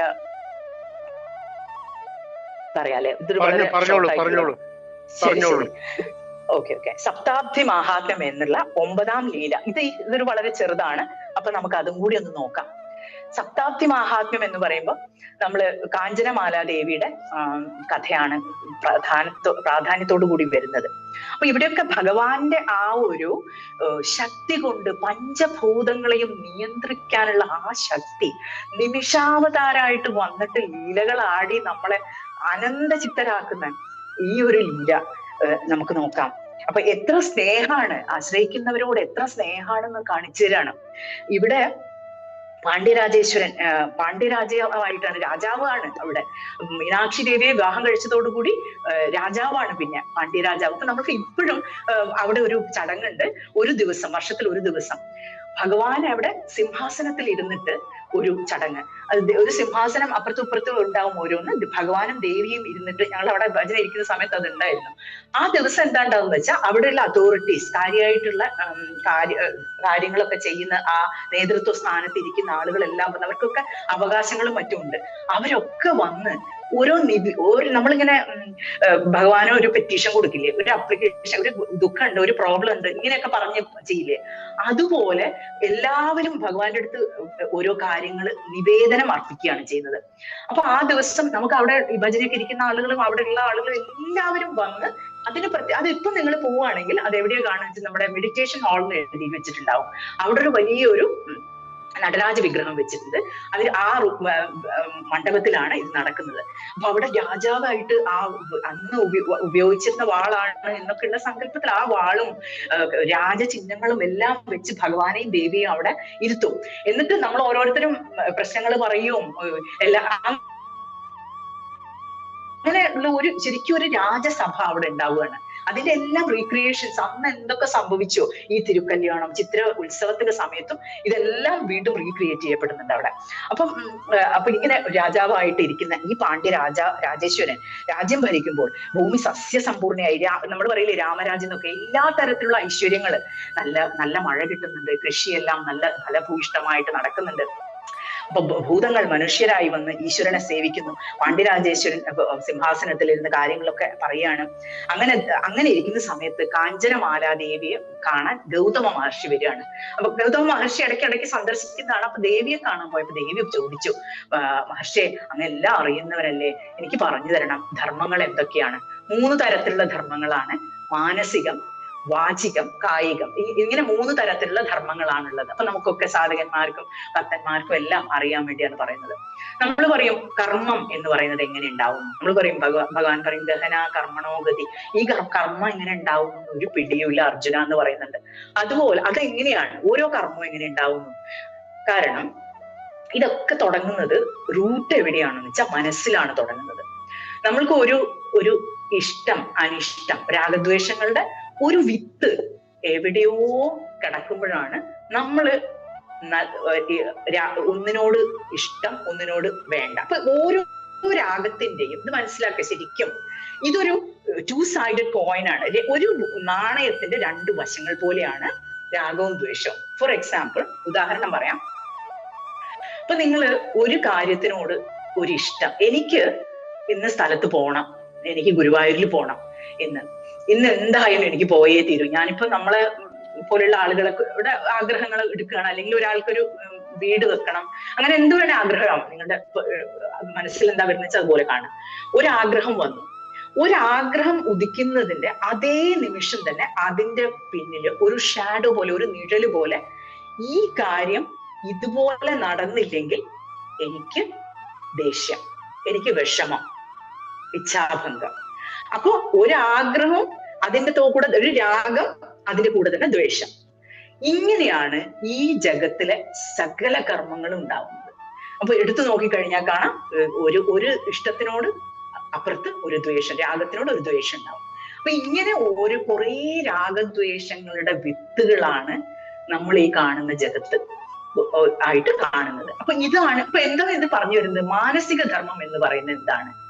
അപ്പൊ ആദ്യത്തെ പടി എന്താ വെച്ചാൽ മാനസിക ധർമ്മം, നമ്മുടെ ലക്ഷ്യം ഉറപ്പിക്കാം. നമ്മൾ ഇത് ഞാൻ പറയുന്നത് ഈ നമ്മളെ പോലുള്ള ഗൃഹസ്ഥന്മാർക്ക് എങ്ങനെ ഇത് ഉപയോഗിക്കാം എന്നാണ്. ഇപ്പൊ ബാക്കി ബ്രോഡ് ലെവലിലൊന്നും അല്ല പറയുന്നത്. ലക്ഷ്യം ഉറപ്പിക്കുക. What do you really want? എന്താണ് നിങ്ങൾക്ക് ശരിക്കും വേണ്ടത് എന്നുള്ളത് നമ്മൾ ചോദിക്കുകയാണ്. ശരിക്കുള്ള ഉത്തരം ഉണ്ടോ? ശരിക്കും അറിയോ? ഉറപ്പുണ്ടോ എന്താ വേണ്ടത്? നമ്മൾ പലതും പറയും എനിക്ക് വേണം, അത് ഭഗവാനെ മോക്ഷം വേണം, അങ്ങനെയൊക്കെ പറയും. ഭഗവാനെ വേണം, എനിക്ക് ഭഗവാനെ മാത്രം മതി, എനിക്ക് ഭഗവാനെ വേണം വേണം വേണം 100 പ്രാവശ്യം ചോദിച്ചാലും നമുക്ക് ഒരു സംശയവും ഇല്ലാതെ പറയാൻ പറ്റുമോ? അങ്ങനെ പറയാൻ പറ്റണം. അവിടെയാണ് നമ്മുടെ യാത്രയുടെ തുടക്കം എന്ന് പറയുന്നത്. അപ്പൊ ലക്ഷ്യം ഉറപ്പിക്കണം. അത് ഓരോരുത്തരും എന്റെ ലക്ഷ്യം ഇതാണെന്ന് ഉറപ്പിച്ച് ബാക്കിയെല്ലാം നടന്നോളൂ. ആരും പറയുന്നില്ല നമുക്ക് കുടുംബം വേണ്ട, കാര്യങ്ങൾ ചെയ്യേണ്ട, ഒന്നും പറഞ്ഞില്ല. എല്ലാം നടന്നുകൊണ്ടിരിക്കും. കാരണം എന്തായാലും ചെയ്യുന്നത് നമ്മളൊന്നും അല്ല. കർത്തൃത്വം എന്ന് പറയുന്നത് ഭഗവാന് കൊടുക്കുക.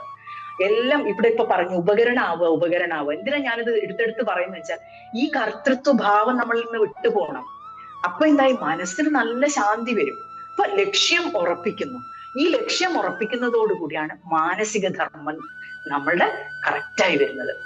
അപ്പൊ ഈ നമ്മൾ പറയില്ലേ എല്ലാവരും ഒരുപോലെ കാണണം, അല്ലെങ്കിൽ എന്താ പറയാ നിങ്ങളെ എങ്ങനെ ട്രീറ്റ് ചെയ്യണം എന്നുള്ള പോലെ നിങ്ങൾ മറ്റുള്ളവരെ ട്രീറ്റ് ചെയ്യുന്ന പോലെ നിങ്ങളും ട്രീറ്റ് ചെയ്യുക. അങ്ങനെ പല പല നിയമങ്ങളും നമ്മുടെ സമൂഹത്തിൽ വെച്ചിട്ടുണ്ട്. എനിക്ക് എന്താ പറയാ നിങ്ങൾ കാരുണ്യം എന്ന് പറയുന്ന ആ ഭാവന വളർത്തി വരണം, ചാരിറ്റി, ഇതൊക്കെ ശരിയാണ്. ഇതൊക്കെ വളർത്തിക്കൊണ്ടിരുന്ന സാധനമാണ്. ഇതൊക്കെ തുടങ്ങുന്നത് മാനസിക ലെവലിലാണ്. മനസ്സുകൊണ്ട് നമ്മൾ ഇവിടെ ഭഗവാൻ മാത്രമേ ഉള്ളൂ, എന്റെ ലക്ഷ്യം ഭഗവാനെ കിട്ടുക എന്നുള്ളതാണ്. ഭഗവാൻ പരീക്ഷിച്ചുകൊണ്ടേയിരിക്കും. അപ്പോഴൊക്കെ എനിക്ക് ഭഗവാനെ വേണം നമ്മൾ ഉറപ്പിച്ച് മുന്നോട്ട് പോവുക. ഇതാണ് മാനസികമായിട്ടുള്ള ധർമ്മം എന്ന് പറയുന്നത്.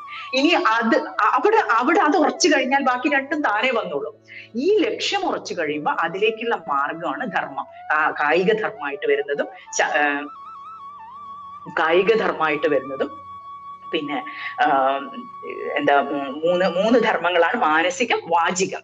നമ്മൾ എന്തു പറയുന്നു, പലപ്പോഴും പല തരത്തിലുള്ള ഉയർച്ചയും വന്നിട്ടുള്ള സാധകന്മാർക്കും നമുക്ക് കാണാൻ പറ്റും. ചില സമയത്ത് അവര് പറയുന്ന വാക്കുകൾ ചിലപ്പോ അക്ഷരം തെറ്റിപ്പോവും, ചിലപ്പോ അത് മറ്റുള്ളവർക്ക് വിഷമം ഉണ്ടാക്കുന്ന തരത്തിൽ സംസാരിച്ചു പോകും. എന്താ കാരണം? ഈ മാനസിക ലെവലില് ഉണ്ടാകുന്ന ആ ഒരു പൊരുത്തക്കേട്, ആ മാനസിക ലെവലിൽ ഉണ്ടാകുന്ന ലക്ഷ്യമുറപ്പിക്കല്, ആ ലക്ഷ്യമുറപ്പിക്കൽ ശരിക്കും ഉറക്കാത്തത് കൊണ്ടാണ് അത് വരുന്നത്. ലക്ഷ്യം ഭഗവാനാണ് ഇത് മുഴുവനും, എനിക്ക് ഭഗവാനെ മാത്രം കിട്ടണം. അപ്പൊ ബാക്കിയുള്ളതിലുള്ള ഒക്കെ ചെറിയ ചെറിയ കാര്യങ്ങളിൽ നിന്നൊക്കെ മനസ്സ് വികസിക്കും. മനസ്സിന്റെ വികാസമാണത്. അപ്പൊ കുറച്ച് കഴിയുമ്പോൾ കാണാം, ശരിയാണല്ലോ, കുറെ മാറ്റങ്ങൾ വന്നല്ലോ നമുക്ക് കാണാം. അപ്പൊ എവിടെയാണ് കറക്ഷൻ ചെയ്യേണ്ടത്? മാനസിക ലെവലിൽ ആണ്, മാനസിക ധർമ്മത്തെയാണ്. അപ്പൊ ഗൗതമ മഹർഷി പറഞ്ഞു കൊടുക്കുകയാണ് കാഞ്ചനമാലയ്ക്ക്, ഇതെല്ലാം മാനസിക ധർമ്മത്തിൽ കറക്ഷൻ ചെയ്ത് കഴിഞ്ഞാൽ, ലക്ഷ്യം ഉറപ്പിച്ച് നമ്മൾ ധർമ്മത്തിന്റെ നേരെ പോകുന്ന സമയത്ത് നമ്മുടെ വാചികവും നമ്മുടെ കായികവുമായിട്ടുള്ള എല്ലാ കാര്യങ്ങളും നമ്മൾ ഇത് ഉറപ്പിച്ചു കഴിഞ്ഞാൽ പിന്നെ എന്താ, ഓരോ സ്ഥലത്തും ഭഗവാൻ എങ്ങനെയാ ഇരിക്കുന്നത്, ഏത് വേഷത്തിലാണ് ഈ കളിക്കുന്നത്, ലീലകൾ കാണാനും. നമ്മൾ തീർത്ഥാടനത്തിന് പോകും, നമ്മൾ ക്ഷേത്രങ്ങൾ സന്ദർശിക്കുക, എല്ലാ സ്ഥലത്തും ഒന്നും വേണ്ട, ഒരു ബീച്ചിൽ പോയിരിക്കും, സമുദ്രത്തിനെ കാണുമ്പോഴും ഭഗവാനെ ഈ ഒരു രൂപത്തിൽ ഭഗവാൻ ഇരിക്കുന്നത് കാണാൻ എന്തൊരു രസമാണ്, അങ്ങനെ ആസ്വദിക്കാൻ പറ്റും നമുക്ക്. അപ്പൊ മാനസിക ലെവലിലുള്ള ധർമ്മം ശരിയാക്കി കഴിഞ്ഞാൽ വാചികവും കായികവുമായിട്ടുള്ള ധർമ്മം എല്ലാം ശരിയാവും. ഇങ്ങനെ ധർമ്മത്തിന്റെ ഒരു കാര്യം പറഞ്ഞു കൊടുത്തു. പിന്നെ ചോദിക്കുകയാണ്, തീർത്ഥയാത്ര എന്ന് പറയുന്നത് വളരെ മുഖ്യമാണ് ഈ ധർമ്മത്തിന്റെ ഒരു പ്രാക്ടീസിംഗില്. അപ്പൊ പരിശീലനത്തില്, ധർമ്മത്തിന്റെ പരിശീലനം ചെയ്യുന്ന സമയത്ത് തീർത്ഥയാത്ര വളരെ പ്രാധാന്യമുള്ളതാണ്. അപ്പൊ അത് പറഞ്ഞു കൊടുക്കും. പിന്നെ പറയും സമുദ്ര സ്നാനം വളരെ പ്രധാനപ്പെട്ടതാണെന്ന് പറയും. ഈ സമുദ്ര സ്നാനം ചെയ്യണമെങ്കിൽ ഇവിടെ സമുദ്രം ഇല്ല. അപ്പൊ കാഞ്ചനമാല ദേവിക്ക് ഒരു ആഗ്രഹം വരും, അയ്യോ എനിക്കൊന്ന് സമുദ്ര സ്നാനം ചെയ്യണമെന്ന് വലിയ ആഗ്രഹമുണ്ട് എന്ന് പറയും. അപ്പൊ ആ മകള് ആ ദുഃഖം മനസ്സിലാക്കി ഭർത്താവിനോട് പോയി പറയാണ്, മീനാക്ഷി ദേവി പോയി പറയും, തടാതക പോയി പറയും ഭഗവാന്റെ അടുത്ത്, കാന്ത ഇങ്ങനെ അമ്മയ്ക്കൊരു ആഗ്രഹമുണ്ട്. അപ്പൊ അമ്മയൊക്കെ നോക്കുന്ന രീതി കാണുന്ന നോക്കൂ, അമ്മയ്ക്ക് ഒരു സമുദ്രത്തിലാണോ കുളിക്കേണ്ടത്, സ്നാനം ചെയ്യേണ്ടത്? 7 സമുദ്രത്തിന് ഞാൻ എത്തിച്ചു കൊടുക്കാലോ, എന്തിനാ ദുഃഖിക്കുന്നത്? നോക്കൂ, എന്തൊരു നല്ല പുത്രനാണ്, മരുമകനാണ്. അപ്പൊ പറയും, അങ്ങനെ 7 സമുദ്രങ്ങളെയും സ്മരിച്ച് കൊണ്ട് അവിടെ ഒരു തടാകത്തിലേക്ക് എത്തിക്കുകയാണ്. ആ തടാകത്തിലേക്ക് ആവാഹിച്ചു കൊണ്ടുവന്ന സമയത്ത് ജലത്തിലുണ്ട് സമുദ്രജീവികളൊക്കെ പൊങ്ങി വരുന്നത്, അതിന്റെ ലക്ഷണം കാണിച്ചു കൊടുക്കുകയാണ്. സമുദ്രജീവികളൊക്കെ പൊങ്ങി വരുന്നത് കണ്ടു. അങ്ങനെ സപ്താബ്ദി എന്ന പേരുണ്ടായി. അപ്പൊ സപ്താബ്ദിയിൽ ഇന്ദ്രനും ദേവാദികളും എല്ലാം വസിക്കുന്നു. ഈ തീർത്ഥ വാരിയിൽ മജ്ജനം ചെയ്താൽ സകല ദുരിതങ്ങളും തീർന്ന് സർവാഭീഷ്ട സിദ്ധി കൈവരുന്നതാണ് എന്ന് 9ാമത്തെ ലീല. അപ്പൊ അതിൽ മലയധ്വജനെ വിളിച്ചു കൊണ്ടുവന്ന് സമുദ്രത്തിൽ സ്നാനം ചെയ്യിക്കുന്നതാണ് 10ാമത്തെ ലീല. മലയധ്വജൻ എന്ന് പറഞ്ഞാൽ സ്വർഗാരോഹണം ചെയ്ത ആളാണ്. ഭഗവാൻ എന്ത് ചെയ്തു, ഭർത്താവിന്റെ കൂടെ സമുദ്ര സ്നാനം സ്ത്രീക്ക് ചെയ്യാൻ പാടുള്ളൂ എന്നുള്ള, അല്ലെങ്കിൽ പുത്രന്റെ കൂടെ, ഇങ്ങനെ ഒരു നിയമം കൂടി ഗൗതമ മഹർഷി പറഞ്ഞു കൊടുത്തപ്പോ മലയധ്വജനെ സ്വർഗത്തിൽ നിന്ന് വിളിച്ചു കൂട്ടിക്കൊണ്ടുവന്ന് ഈ സമുദ്ര സ്നാനം കാഞ്ചനമാലാദേവിയോട് കൂടി ചെയ്യിച്ച് രണ്ടുപേരെയും ഒരുമിച്ച് സ്വർഗാരോഹണം മോക്ഷപദത്തിലേക്ക് അയക്കുകയാണ് ചെയ്യുന്നത് ഭഗവാൻ. അങ്ങനെ കാരുണ്യമൂർത്തിയായ സുന്ദരേശ ഭഗവാന്റെ ഈ ലീല 10ാമത്തെ ലീലയാണ്. ഇത് പറയുന്നവർക്കും കേൾക്കുന്നവർക്കും എല്ലാ ഐശ്വര്യങ്ങളും ദുഃഖനിവാരണവും മോക്ഷപ്രാപ്തിയും ലഭിക്കുമെന്ന് മഹാത്മ്യത്തിന്റെ പ്രതിജ്ഞയാണ്. അപ്പൊ ഓം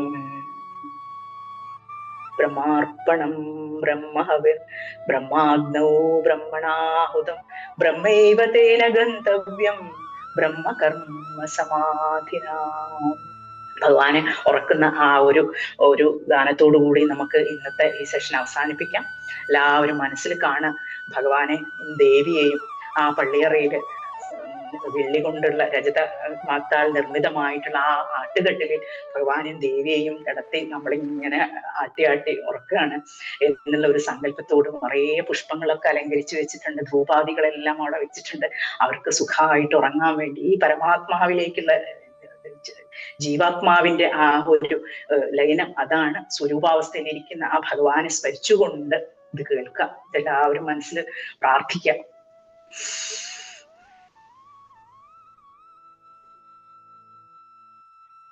ഭൂലോക കൈലാസ ഭൂലോക കൈലാസ പുണ്യമാൻ മാം മധുരാപുരി പുണ്യമാൻ മാം മധുരാപുരി ഹാലാസ്യേ സുന്ദരേ ഹാലാസ്യേ സുന്ദരേശ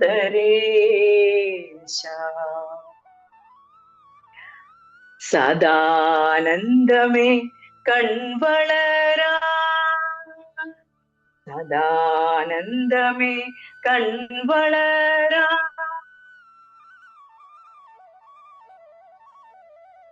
നരനായിങ്ങനെ ജനിച്ചു ഭൂമിയിൽ നരകവാരിധി നടുവിൽ ഞാൻ നരകത്തിൽ നിന്നും കരകേറ്റിടണേ തിരുവൈക്കം വാഴും ശിവശംഭോ. നമഃ ശിവായ.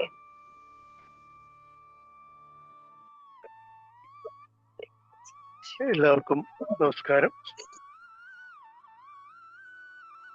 ആദിശങ്കര ഇന്റർനാഷണൽ ഫൗണ്ടേഷന് കാലടി ആസ്ഥാനമായി ഒരു ആസ്ഥാന മന്ദിരം പണിയണം എന്നൊരു ആഗ്രഹം, അത് ശിവരാത്രി ദിനത്തിൽ തുടങ്ങിയ ഒരു പ്രാർത്ഥനയായിട്ടാണ് ശ്രീമതി സപ്നാജിയുടെ നേതൃത്വത്തിലുള്ള ഈ പ്രഭാഷണ പരമ്പര ഇവിടെ 2ാം ദിവസത്തിലേക്ക് കടന്നിരിക്കുന്നത്.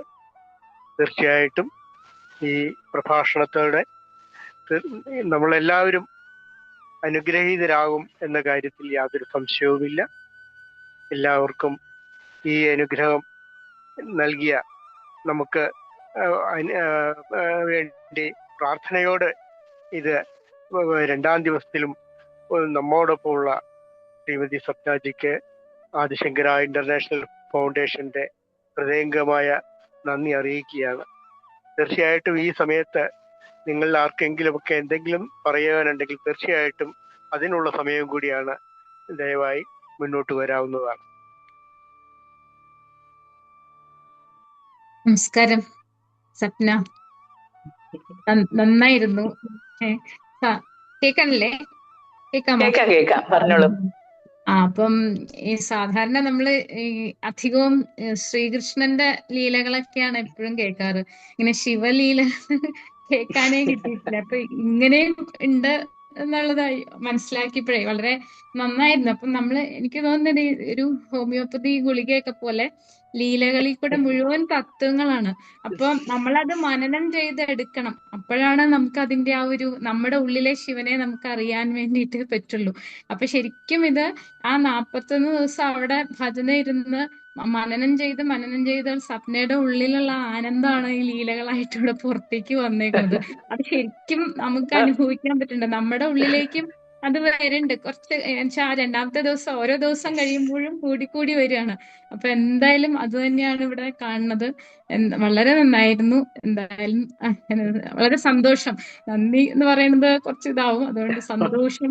ഇനിയും എല്ലാ ദിവസവും ഇതുപോലെ തന്നെ എല്ലാവർക്കും ആ ഒരു അനുഭവം നമ്മളിൽ എല്ലാവർക്കും അങ്ങനെ നന്നായിട്ട് ഒഴുക്കി തരാൻ പറ്റട്ടെ എന്ന് പ്രാർത്ഥിക്കുന്നു. സപ്ന, എന്തായാലും thank you Sreekala, thank you. അത് ശരിയാണ്, ഇതൊരു അമൃതം പോലെ തന്നെയാണ്. ഈ അമൃതം എല്ലാവരുടെ ഹൃദയത്തിലേക്കും ഇങ്ങനെ ഒഴുകി വരികയാണ്. അത് ഭഗവാന്റെ നമ്മളോടുള്ള ആ പ്രേമം എന്താണെന്ന് നമ്മൾ ഈ വാക്കുകളിലൂടെയും കഥകളിലൂടെയും എല്ലാം നമ്മളിങ്ങനെ ഭഗവാൻ അറിയുകയാണ്. കൂടുതൽ ഒരു ഉള്ളിയുടെ തൊലി പൊളിക്കുന്നത് പോലെ, ഓരോ ലെയർ പീൽ ചെയ്യുന്നത് പോലെ നമ്മൾ ഓരോ ലീലകൾ, ഓരോ ദിവസത്തെ ലീലകളും നമ്മൾ കേട്ട് നോക്കൂ. ഇന്നലത്തെക്കാളും കുറച്ചും കൂടി ഡീപ്പായില്ലേ. ഇനിയിപ്പോ പോകുമ്പോ കാണാം ഓരോ ഭക്തരെയും എന്തൊക്കെ രസത്തിലുള്ള ലീലകളിലൂടെയാണ് ഭഗവാൻ രക്ഷിക്കുന്നത്. കാരണം കാരുണ്യാണ്, വല്ലാത്ത കാരുണ്യം. അത് ചിലപ്പം നല്ല അടി കിട്ടിയിട്ടായിരിക്കും ആ കാരുണ്യം പുറത്തു വരുന്നത് ഇങ്ങനെയായിരിക്കും. അല്ലാതെ തഴുകി തലോടി പ്രിയപ്പെട്ട ഭക്ത നിനക്ക് വേണ്ടതൊക്കെ തന്നാൽ നമ്മളൊക്കെ ഭഗവാനെ വിളിക്കുവോ? നമ്മൾ മോക്ഷത്തിലേക്ക് പോണെന്ന് ആഗ്രഹിക്കുവോ? അപ്പൊ ഇതാണ് ഓരോരോ രീതിയിൽ ഓരോരുത്തർക്കും വേണ്ട ടൈലർ മെയ്ഡ് ആയിട്ടുള്ള ഒരു കസ്റ്റം മെയ്ഡ് ആയിട്ടുള്ള പ്ലാനോട് കൂടി ഭഗവാൻ വരികയാണ്. അത് ഇൻക്ലൂഡിങ് നമ്മൾ ഓരോരുത്തരിലും അത് വന്നുകൊണ്ടിരിക്കുകയാണ്. അപ്പൊ തീർച്ചയായും ഞാൻ അവിടെ പോയി ഇരുന്നതും എനിക്ക് മനസ്സിലാവുന്നുണ്ട് അത് ഏത് തരത്തിലാണ് ഒരു നിമിത്തമായിട്ട് നിങ്ങളിലേക്കെല്ലാം എത്താൻ. നിങ്ങളിൽ പലരും അതിന് തയ്യാറായവരുണ്ട്.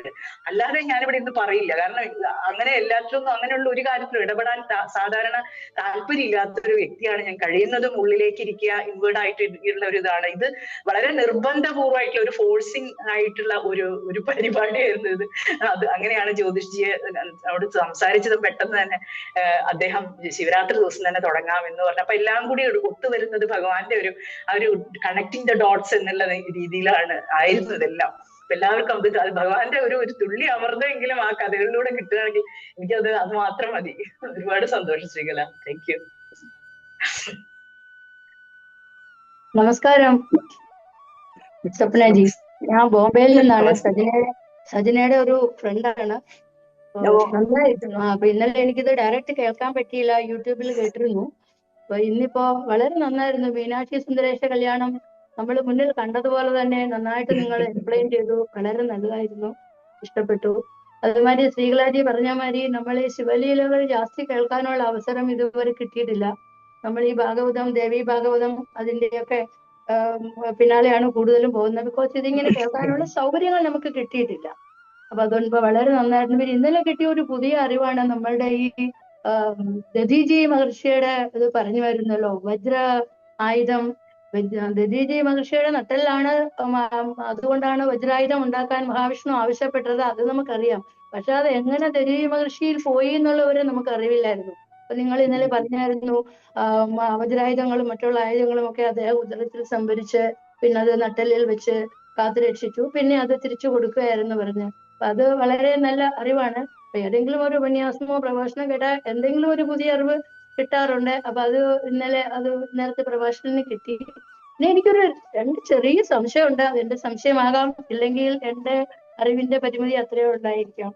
ഇന്നലെ മാഡം പറയുന്നുണ്ടായിരുന്നു നമ്മുടെ സൂതൻ വ്യാസ മഹർഷിയുടെ ശിഷ്യനായ സൂതൻ അഗ്നിയിൽ നിന്ന് ഉത്ഭവിച്ചു എന്ന് പറഞ്ഞായിരുന്നു. അപ്പൊ അത് എനിക്ക് തോന്നുന്നു ചിലപ്പം അത് നമ്മൾ മനസ്സിലാക്കിയിരിക്കുന്നത് ശുഗമുനിയാണ് വ്യാസമഹർഷിയുടെ പുത്രൻ ശുഗനാണ് വ്യാസമഹർഷിയുടെ വീരത്തിൽ നിന്നും അഗ്നിയിൽ നിന്നും ഉത്ഭവിച്ചിട്ടാണ് നമ്മളിത് ഭാഗവതത്തിൽ പറഞ്ഞത്. അതൊന്ന്. പിന്നെ അതേപോലെ ഇനി ഒന്ന് പറയുന്നതാണ് വൃത്രാസുരനെ കൊല്ലാനായിട്ട് നമ്മുടെ വിശ്വരൂപൻ ഇത് പറഞ്ഞു കൊടുക്കുന്നല്ലോ, നാരായണ കവചം ഞാൻ ഉപദേശിക്കുന്നത് ഇന്ദ്രന്. ഭാഗവതത്തിൽ അങ്ങനെയാണ്, ദേവി ഭാഗവത്തിൽ. ഇന്നലെ അത് ശിവകവചം പറഞ്ഞു. ഇനി ശിവന്റെ കഥകളിൽ അങ്ങനെയാണോ അതും എനിക്ക് അറിയില്ല. അപ്പൊ ഈ 2 സംശയം ഉണ്ടായിരുന്നു. അറിയുമെങ്കിൽ തിരുത്തുക, അല്ലെങ്കിൽ ചിലപ്പോ നമുക്ക് എന്റെ ജസ്റ്റ് സംശയമാണ്. ഞാനത് കുറ്റമായിട്ടൊന്നും നല്ല സംശയമാണ്. കാരണം സൂതൻ എന്ന് പറഞ്ഞിട്ടുള്ളത് സൂതൻ എന്ന കഥാപാത്രവും ഈ ശിവൻ എന്ന പദം നമ്മൾ തെറ്റിദ്ധരിച്ചതുപോലെ ഒരാളാണെന്ന് വിചാരിക്കുകയാണ്. അത് യഥാർത്ഥത്തിൽ സൂതൻ എന്നുള്ള അതും ഒരു പദവി പോലെ ആയിട്ട് കാണാൻ പറ്റും നമുക്ക്. അതുപോലെ തന്നെ ഭാഗവതത്തിലും ശിവപുരാണങ്ങളിലും എല്ലാം ചില കഥാപാത്രങ്ങള് റിപ്പീറ്റ് ചെയ്യുന്നുണ്ടാവും. പക്ഷേ അവരെ കുറിച്ച് വിവരിച്ചിരിക്കുന്ന പല ഭാഗങ്ങളും വ്യത്യാസമുണ്ട്. അത് ഏതൊരു ദേവതയെ കുറിച്ചാണോ വർണ്ണിക്കുന്നത് അതിനനുസരിച്ച് മാറിക്കിടക്കുന്നതായിട്ട് കാണാം. ഹാലാസ്യ മാഹാത്മ്യത്തിൽ നമ്മുടെ തിരുവിളയാടൽ എന്നുള്ള ആ ഗ്രന്ഥത്തിൽ എഴുതി വെച്ചിരിക്കുന്നത് ഇങ്ങനെയാണ് പറയുന്നത്. പിന്നെ ശിവകവചം, കാരണം ഇത് എല്ലാം ശിവനെ പറ്റിയാണല്ലോ. അപ്പൊ അതില് ശിവനെയാണ് നായകനാക്കിയിട്ട് എപ്പോഴും വെക്കുക. പിന്നെ എനിക്ക് വേറൊരു പോയിന്റ് അങ്ങ് പറഞ്ഞത്, അത് കുറച്ചും കൂടി ഒന്ന് പറയണമെന്നുണ്ട്. കാരണം ദത്തീജിയുടെ നട്ടില് അത് യഥാർത്ഥത്തിൽ അവിടെ ഒരു രഹസ്യമുണ്ട്, അവിടെ ഒരു സീക്രട്ട് ഒളിപ്പിച്ചു വെച്ചിട്ടുണ്ട് നമ്മുടെ ഗുരുക്കന്മാര്. കാരണം നമ്മുടെ ഓരോരുത്തരുടെയും നട്ടലിലാണ് നമ്മൾ മുട്ടിക്കൊണ്ടിരിക്കേണ്ടത്. അവിടെയാണ് ഈ കുണ്ടലിനി ഉണരുന്ന സമയത്താണ് ദേവി ഭഗവാനില് എത്തുന്നതും. ഈ താഴെ മൂലാധാരത്തിൽ നിന്ന് ദേവിയുടെ ആ കുണ്ടലിനി ശക്തി മുകളിൽ സഹസ്രാരത്തിൽ എത്തി ശിവഭഗവാന്റെ കൂടെ ഇരിക്കുന്ന ആ ഒരു ഒത്തുചേരൽ അത് എവിടെയാ നടക്കുന്നത്? അത് ഈ നമ്മുടെ ഓരോരുത്തരുടെയും കയ്യിലുള്ള സാധനമാണ് ഇത്, നട്ടില്. അപ്പൊ ഈ ആയുധങ്ങളെല്ലാം ഇവിടെയാണെന്ന് പറയുമ്പോൾ എനിക്ക് മനസ്സിലാവുന്നത് ഇത് ഗുരുക്കന്മാർ ഇങ്ങനെ ഒരു രഹസ്യം കൂടി അവിടെ ഒളിപ്പിച്ചു വെച്ചതായിട്ട് കാണാൻ പറ്റും. നമ്മുടെ എപ്പോഴാണോ നമ്മൾ ഈ പറയുന്ന സമനില പ്രാപിച്ച് എല്ലാ സ്റ്റെപ്സും കടന്ന് സമനില പ്രാപിച്ചിരിക്കുന്ന ആ ഒരു അവസ്ഥ എത്തി കഴിയുമ്പോൾ നാച്ചുറലായി രാഗദ്വേഷങ്ങളൊക്കെ അകലുന്ന സമയത്ത് ഈ കുണ്ടലിനി ഉണർന്നു തുടങ്ങും. അവനവന്റെ പൂർവ്വജന്മത്തിലത്തെ സാധനയും എല്ലാം അതിന് ഭാഗമായിരിക്കാം. പക്ഷേ ആ ഒരു നിമിഷത്തിൽ ഈ കുണ്ടലിനി ശക്തി ഉണരുമ്പോഴാണ് ഈ ഈശ്വര സാക്ഷാത്കാരം എന്നുള്ള അവനവന്റെ സ്വരൂപം അറിയുക എന്നുള്ള ഒരു പ്രോസസ് നടക്കുന്നത്. അപ്പൊ അതിനുള്ള ഒരു ക്ലൂവും കൂടി ഇവിടെ ഉണ്ട് എന്നുള്ളത് എനിക്ക് മനസ്സിലായ കാര്യമാണ്. അപ്പൊ അതിനെപ്പറ്റി പറയണമെന്ന് ഞാൻ വിചാരിച്ച കാര്യമാണ്. ഇപ്പൊ ഒരുപാട് നന്ദി ആ ഒരു പോയിന്റ് എടുത്തു പറഞ്ഞതിന്.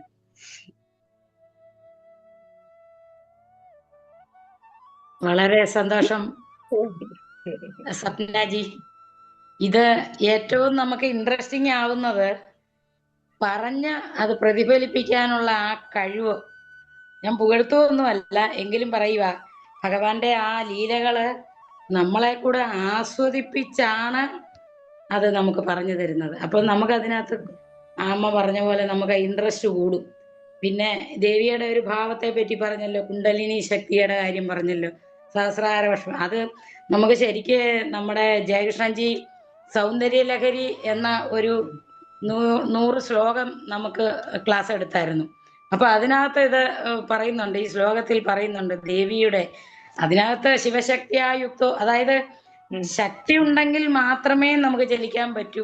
ശിവനായാലും വിഷ്ണുവിനായാലും പിന്നെ ബ്രഹ്മാവിനായാലും ആർക്കായാലും ശക്തിയുടെ ആ ഒരു സാന്നിധ്യം ഉണ്ടെങ്കിൽ മാത്രമേ ഒന്നും. അത് ആ ക്ലാസ് നമുക്ക് വിശദമായിട്ട് നമുക്ക് അദ്ദേഹം പറഞ്ഞു തന്നു.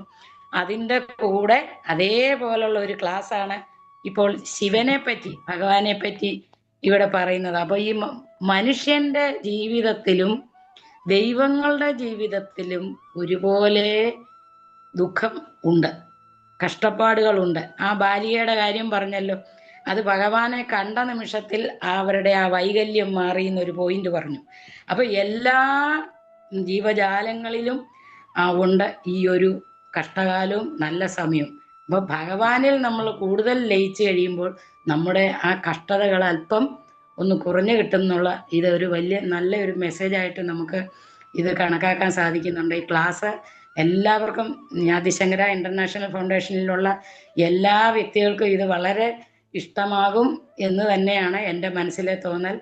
വളരെയധികം നന്ദി പ്രകാശിപ്പിച്ചുകൊണ്ട് ജയശങ്കര നിർത്തുന്നു. നന്ദി, നമസ്കാരം.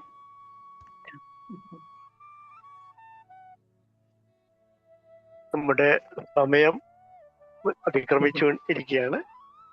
ഇനി ആരും മുന്നോട്ട് വരാത്ത സ്ഥിതിക്ക് നമുക്ക് ഇന്നത്തെ ക്ലാസ് ഇവിടെ അവസാനിപ്പിക്കാം. നാളെ 3-ാം ദിവസം രാത്രി 8 മണിക്ക് ഇതേ ലിങ്കിൽ തന്നെ എല്ലാവരും വരിക. തീർച്ചയായും ഈ 7 ദിവസം നമുക്ക് പ്രാർത്ഥനയുടെ ദിനങ്ങളാണ്.